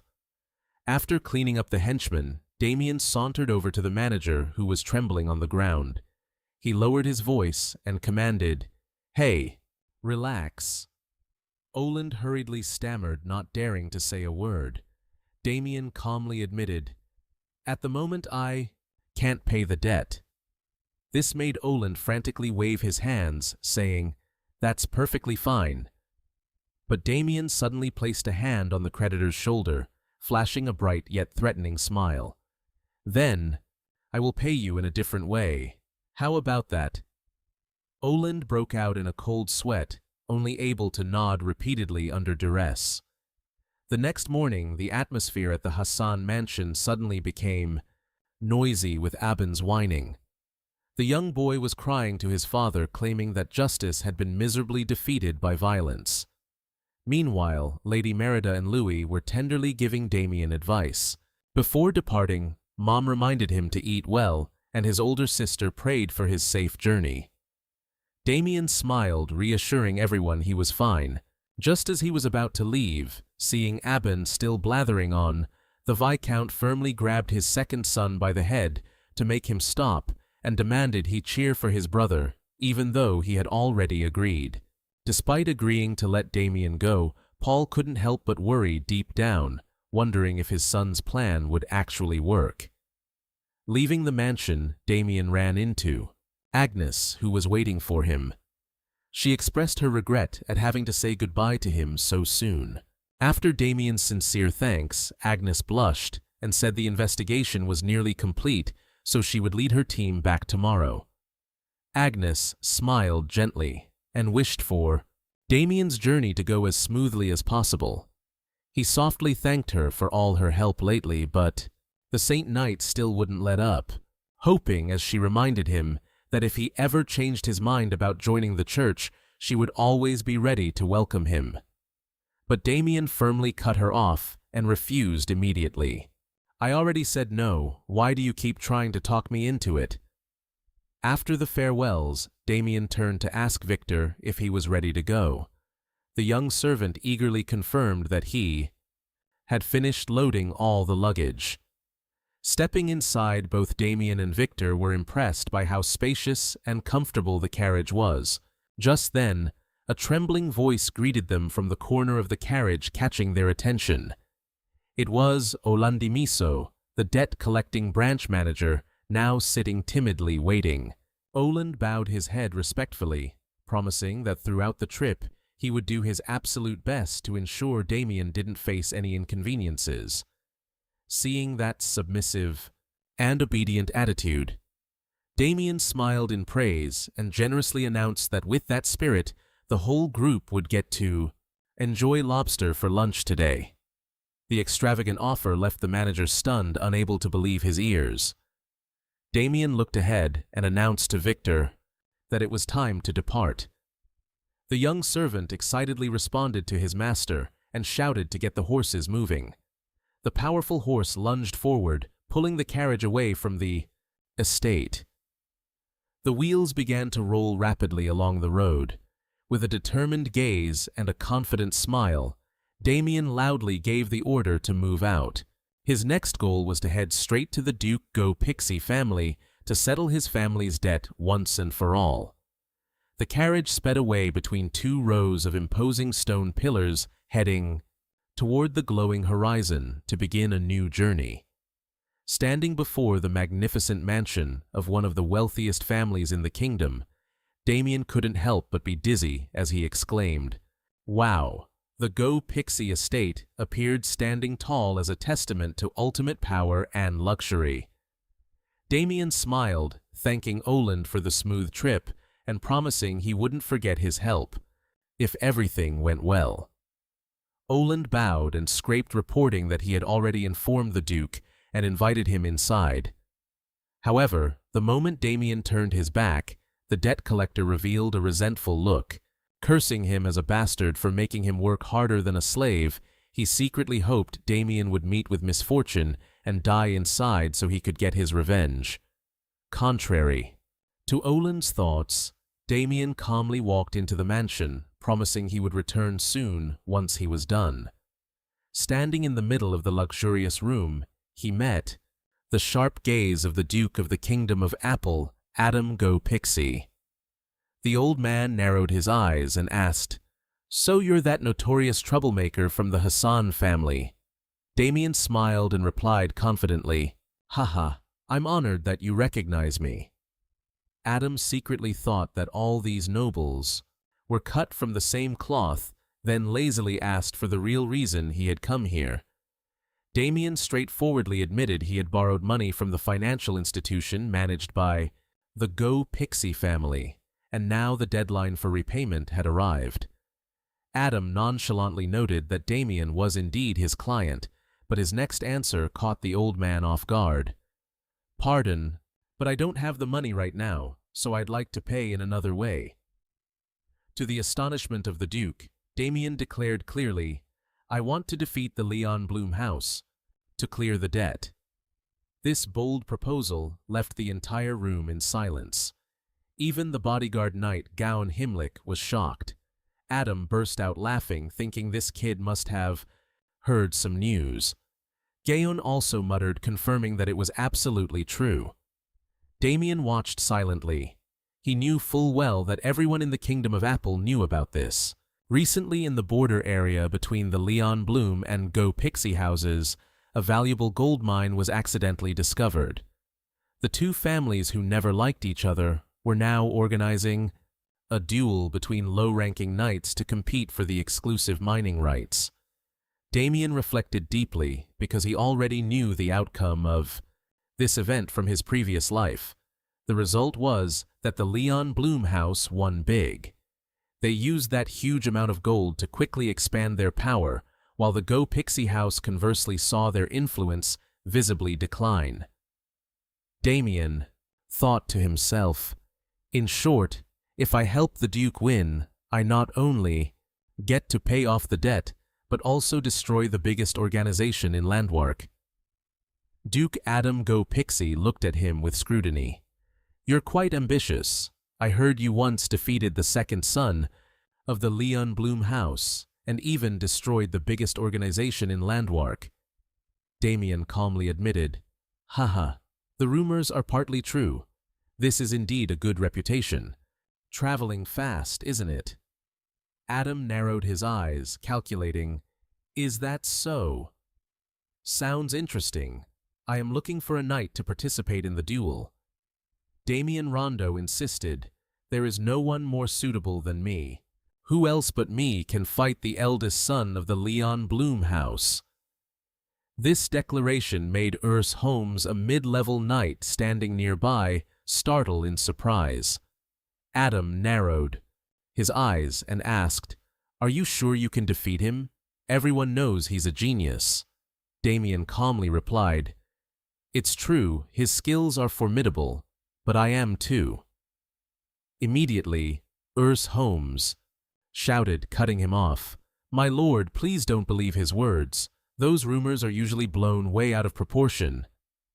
Adam nodded slightly. What you say makes sense."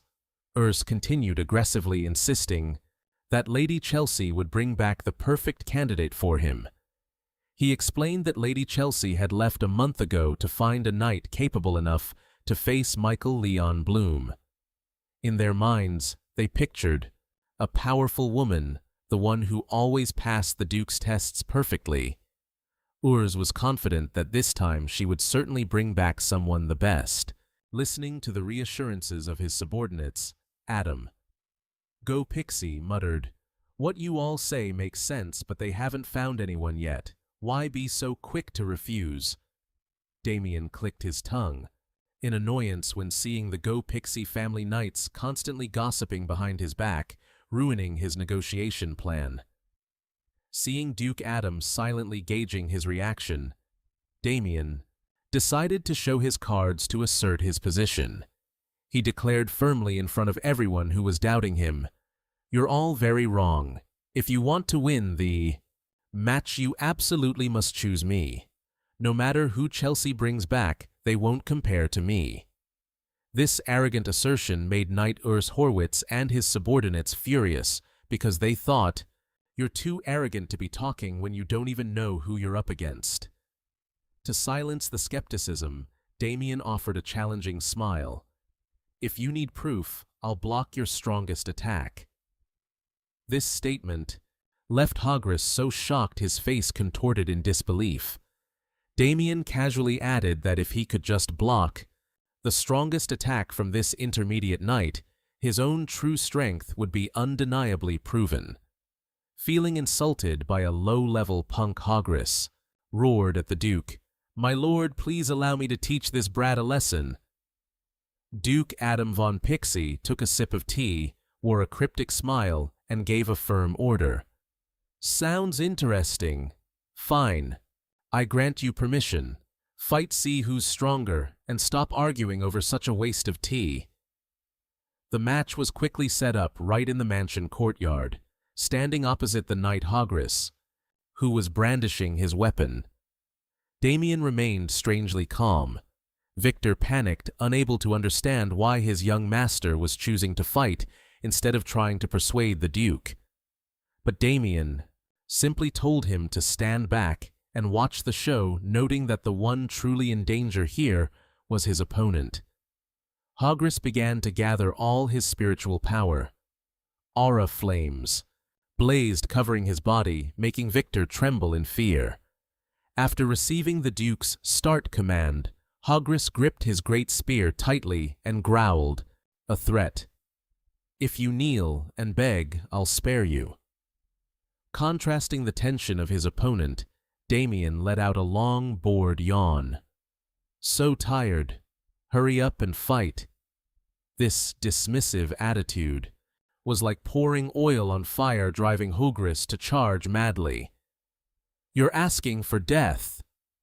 The knight channeled all his Cayenne spiritual power into the tip of his spear and shouted, "I'll poke a hole right through that, hateful face of yours." A thrust that tore through the air came straight at him with terrifying speed. Damien calmly observed the trajectory of the strike, silently judging that even for an intermediate knight, predicting the opponent's target wasn't hard at all. But just as Damien raised his sword to parry, Hagris suddenly flashed a sinister smile. A loud explosion echoed, followed by a violent shockwave that shattered the ground. Hagris laughed maniacally, full of triumph. "You fool! You fell for the trap!"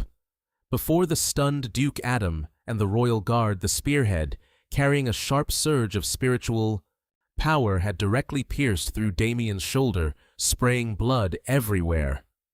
Witnessing the horrific scene, Victor could only clutch his head and scream in despair. "Young master!" Victor shouted in terror. "Young master!" when he saw his master severely wounded, while Chelsea and the guard Gaon were also frozen in shock. After the impact, Damien was thrown back a long way. He collapsed, clutching his chest, before the astonished eyes of his opponent. However, the intermediate knight Hagris suddenly broke into a cold sweat. He gritted his teeth in suspicion. "There's no way. He actually blocked my surprise attack." Amidst the tense atmosphere, the royal guard Gaon let out a soft breath and spoke up, "Ha, my lord, to report on the situation to the Duke." Damien struggled to crawl back up. Even though bloodstains were still clearly printed on his shirt, he flashed a sinister smile and asked, "So I'm the representative now, right?" Immediately, Victor rushed over to hug him, sobbing uncontrollably. "Young master!" The servant boy cried and blubbered, "Are you okay? I thought you were a goner." Damien winced and groaned, "Too painful, you idiot." Seeing the performance just now, Duke Adam von Pixie and Gaon did not skimp on praise. "You really blocked Hogress's strike. Amazing." Adam silently reasoned that although he had some doubts at first, Damien truly possessed extraordinary ability. He stood up and declared loudly to the entire mansion, "Listen up, Damien Hassan has proven his ability wonderfully, just as promised. I appoint Damien Hassan as the representative." Even though Hogress intended to object, Adam just glared, threatening, "That's enough. I'm in a very good mood today. Don't make me angry." Damien smirked and bowed. "Yes, my lord." On the other side, Hogress was still reeling, wondering why when the attack clearly hit, it resulted in this outcome. He had no idea that he was just a pawn in his opponent's play. In reality, Damien's skill level had long since surpassed the low-level rank, but because the rules of the duel were only for low-level knights, he was forced to act his heart out to deceive everyone. Damien had intentionally used his sword to intercept the spear tip at the very last second, creating a performance brilliant enough to fool anyone.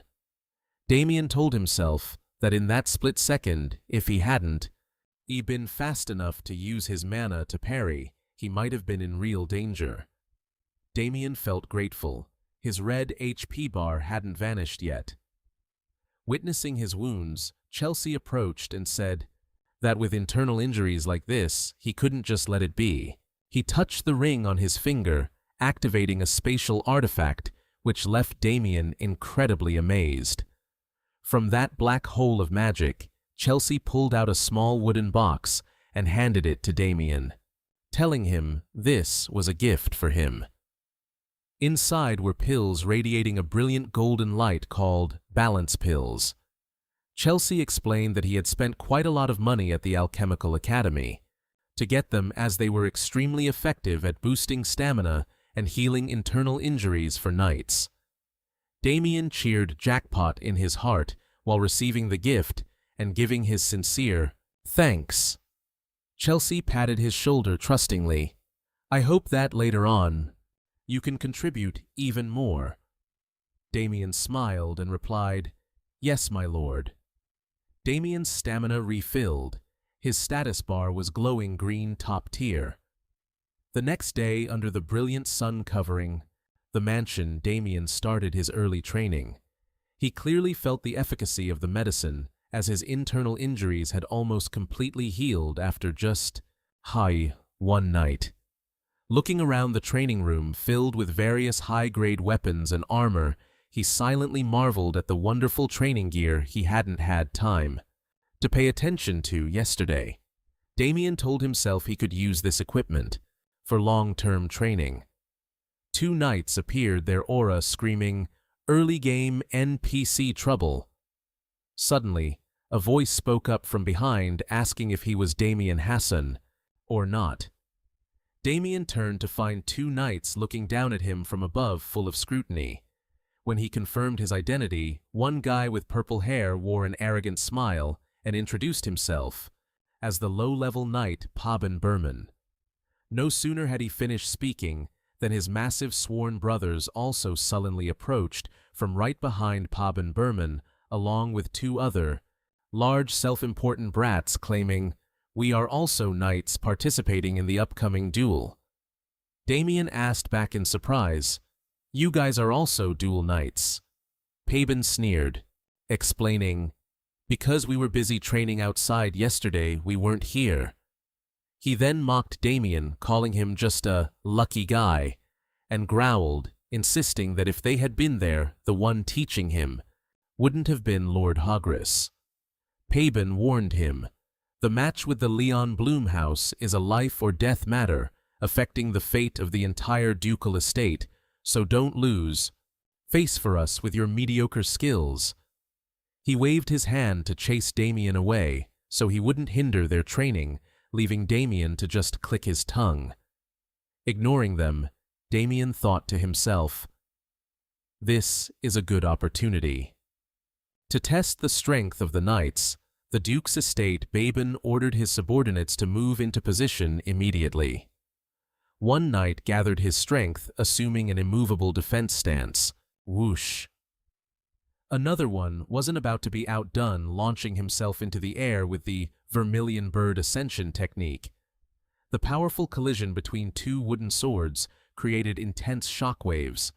The sparring match became extremely fierce. The burly knight gritted his teeth and declared, "This is match 987, and this time I'll definitely win." Both sides were going all out, their stamina draining rapidly. Refusing to give up, Babin smirked and challenged his opponent to keep dreaming. They both pushed against each other until their bodies trembled from the pressure. In the decisive moment, Babin unexpectedly launched a headbutt. A massive strike landed right on his opponent's forehead, leaving him no time to react. The burly knight was shocked because Babin had predicted the move and used his own forehead to block it, a reckless move. A tactic that sent his combat IQ skyrocketing. Even with blood streaming down his face, Babin still wore an excited smile because he had learned something new. The two bowed to each other, agreeing to call the match a draw due to the clear progress made by both sides. Just then, another chubby knight enthusiastically rushed over, demanding a spar. Because they were itching for more action, they collectively resolved to train hard, so that in 1 month they would get the best results, definitely defeat Leon Bloom, and bring glory to the Duke's estate. Chants of "all for one for all" echoed through the area. The knights, fired up with adrenaline, raised their swords high and roared with passion like fanatics. Watching this flashy display from afar, Damien and Victor were frozen in silence, unable to say a word. Seeing his master's expression, Victor asked anxiously, "Young master, what's wrong?" Damien was completely devastated, his face darkening as he felt a bleak future ahead. He bitterly told Victor that they were truly doomed in the upcoming match. Then, to his servant's confusion, Damien bitterly admitted that he had no confidence at all to win when paired with those idiots who only knew how to use brute force. Chansey laughed heartily. "Ha ha ha ha, this doesn't befit a high-ranking knight, does it? Gaon Himlik." The old knight with white hair calmly replied, "I don't find it unpleasant at all." When Chansey urged him to be honest, he calmly maintained his composure and insisted that he was speaking the truth. Memories of the previous night surfaced when Damien stood in the study and firmly refused. "Thank you for the offer, sir, but I prefer to train alone." Although Gaon had only said he was just asking.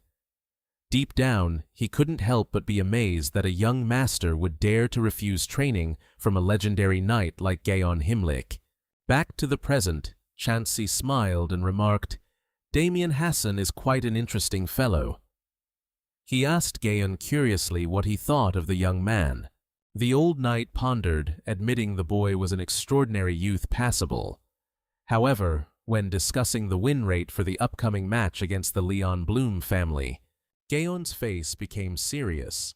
He bluntly shared, "That's hard to say right now because the match involves 3 people and victory goes to the side that wins 2 out of 3 matches.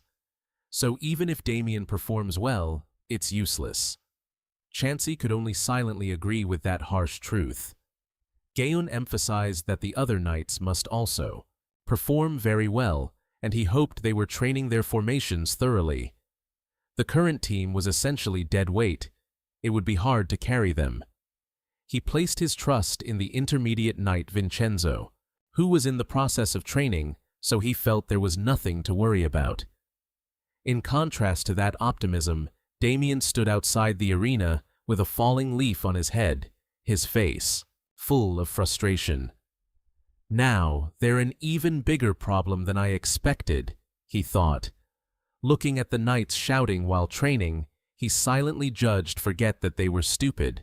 Their stamina was even worse. They were just all show and nothing else on the inside.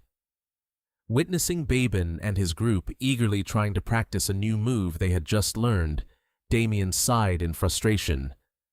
With this level, we're definitely going to lose. Damien pondered deeply, bringing a hand to his weary forehead, telling himself, there's no other way, I have to intervene. Under Victor's confused gaze, Damien walked confidently toward the three complacent knights and shouted, "Hey, you three idiots, come here." The provocative call left them stunned. What did he just call us idiots, without giving his opponents a chance to react? Damien began taking off his outer coat, revealing toned muscles, and coldly declared, "Let's have a sparring match." Babin Berman and their brothers smirked, thinking Damien was very bold to challenge them after having seen their skills firsthand. Babin Berman eagerly stepped forward, declaring, "All right, I'll be the first to accept your challenge."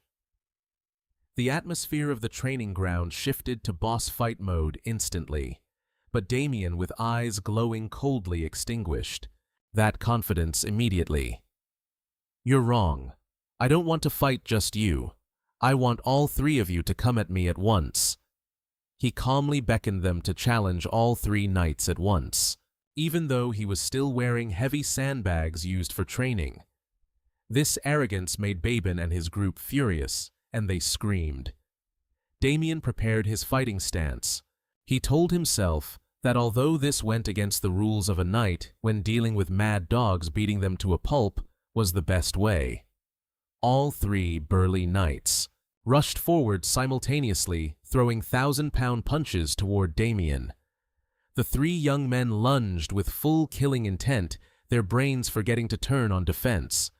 Facing the encirclement, he still kept an emotionless face, fully focused, observing each of the opponent's movements carefully. Everything happened so fast that Babin only managed to let out a confused cry before completely losing consciousness. When he woke up, the purple-haired knight was shocked to find himself lying flat on the floor. What just happened?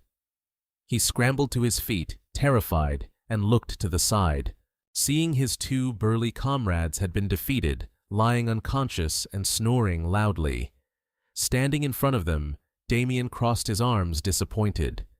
Finally awake, truly as pathetic as I thought. Just then, Victor hurriedly ran over, shouting in concern, "Young master, what kind of trouble are you causing now?" Damien calmly replied to his servant, "I'm not causing trouble. I'm just teaching the Duke's knights a lesson." Babin clutched his head in pain. He was shocked to learn the identity of the people who had just been defeated. The knight tried to rack his brain. He remembered all three had attacked Damien at the same time, but absolutely did not remember any of the subsequent events. 5 minutes ago, just as the three aggressive knights surrounded him, Damien had easily slipped away, dodging Babin's punch by a hair's breadth with an extremely calm face.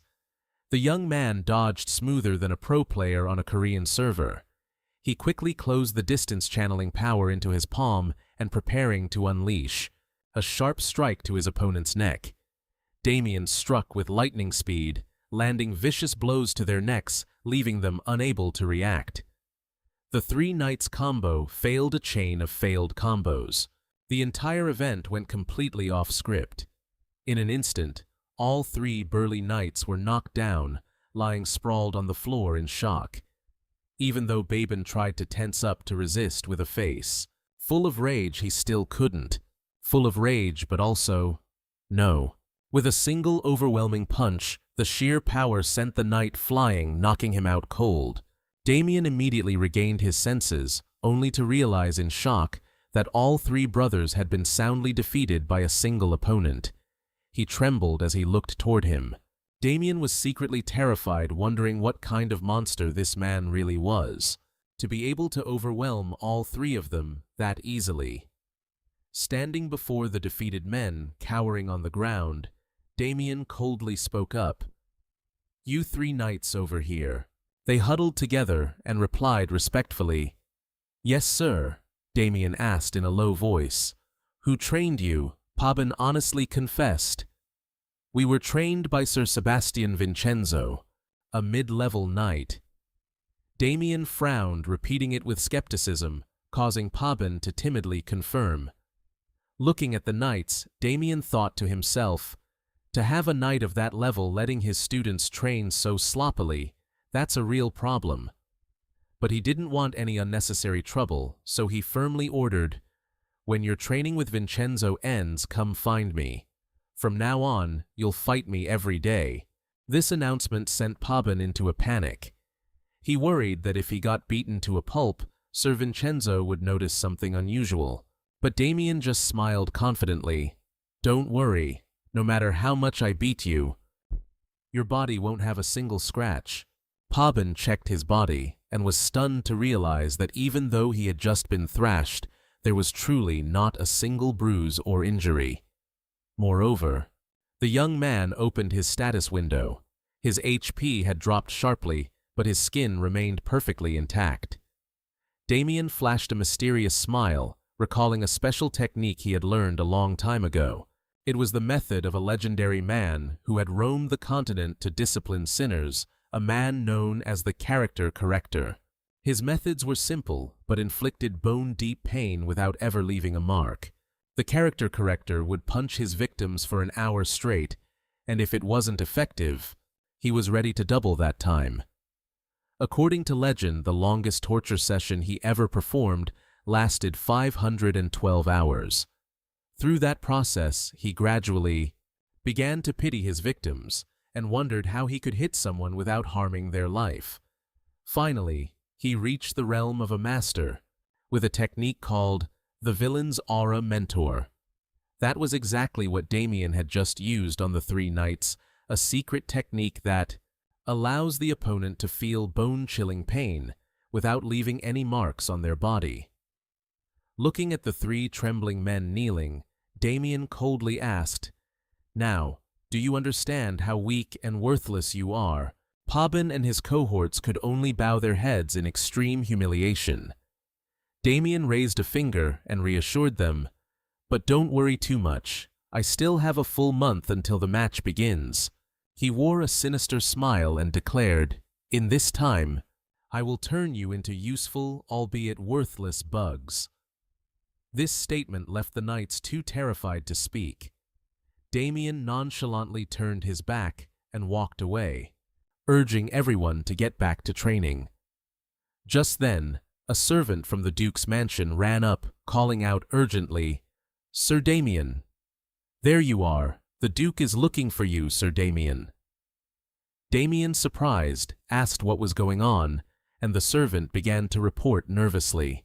Amidst the solemn atmosphere of the Duke's estate, a beautiful woman with a confident demeanor suddenly appeared, an aura that completely dominated the scene. With a radiant smile and a stunning red and black outfit, her presence demanded everyone's attention. The servant announced, "Lady Chelsea has returned." Chelsea knelt before her father and reported loudly, "It's been a while, father. I have returned." The tension in the noble household rose higher than a server-wide leaderboard. Duke Adam Go Pixie looked at his eldest daughter pensively. He sighed. Wearily, "It has been a month. Have you found a knight to represent you in the match?"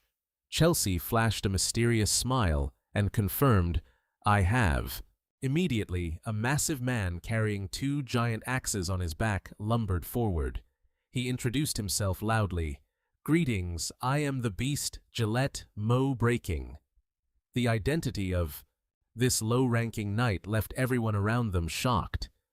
The knights whispered about a famous mercenary who had participated in the war of the Eclaran Kingdom, where he had single-handedly slaughtered nearly the entire enemy's lower-ranking legion. Rumors that no low-ranking knight could defeat him made Duke Adam extremely interested. "Oh ho, I have heard much about you. You earned that title by turning into a berserker beast on the battlefield, didn't you?" Gillette Mo roared with laughter, not expecting his fame to have spread all the way to the Apple Kingdom. Chelsea continued confidently, "Father Gillette Mo has sworn loyalty to me. He has also promised to participate in the match. He will be able to defeat Michael Leon Bloom. She asserted that by comparison, Gillette Mo was far stronger than Michael Leon Bloom, because while the new opponent was approaching perfection, Gillette Mo had reached that realm long ago. Duke Adams stroked his chin calculatingly. That is good news, but there is a slight complication. The atmosphere in the grand hall turned into a battle of wits. Everyone was working their brains to the limit. This vague remark left Chelsea wondering about her father's true intentions. Adams strolled toward the door and announced, "I haven't introduced him yet, have I? He, Wingwen, will be the representative for the match." The doors to the mansion suddenly swung wide open, and Damien Hassan stepped in with a confident demeanor and a cocky smile on his lips. Chelsea could not hide her shock and anger when she saw that her father had already chosen a representative. The lady's temper spiked her internal rage, burning red-hot as she snapped, "Father, what is the meaning of this? I told you to wait for me." Duke Adam. Go Pixie calmly replied, "True, but I never said I would wait." Unable to accept this reality, Chelsea sneered, "Then, switch the representative." Seeing his daughter's insistence, the old Duke sighed, "I will consider that." However, Chelsea kept shouting in pure fury, "Father, you don't even need to think about it. What do you mean, Father, I told you to wait for me?" The Duke Adam. Go Pixie replied with total indifference, "True, but I never said I would wait." Unable to accept this reality, Chelsea smirked and suggested, "How about we change the representative?" Seeing his daughter's resolve, the old Duke let out a weary sigh. "I will consider that." However, Chelsea kept screaming in fury, "You don't need to think about it at all.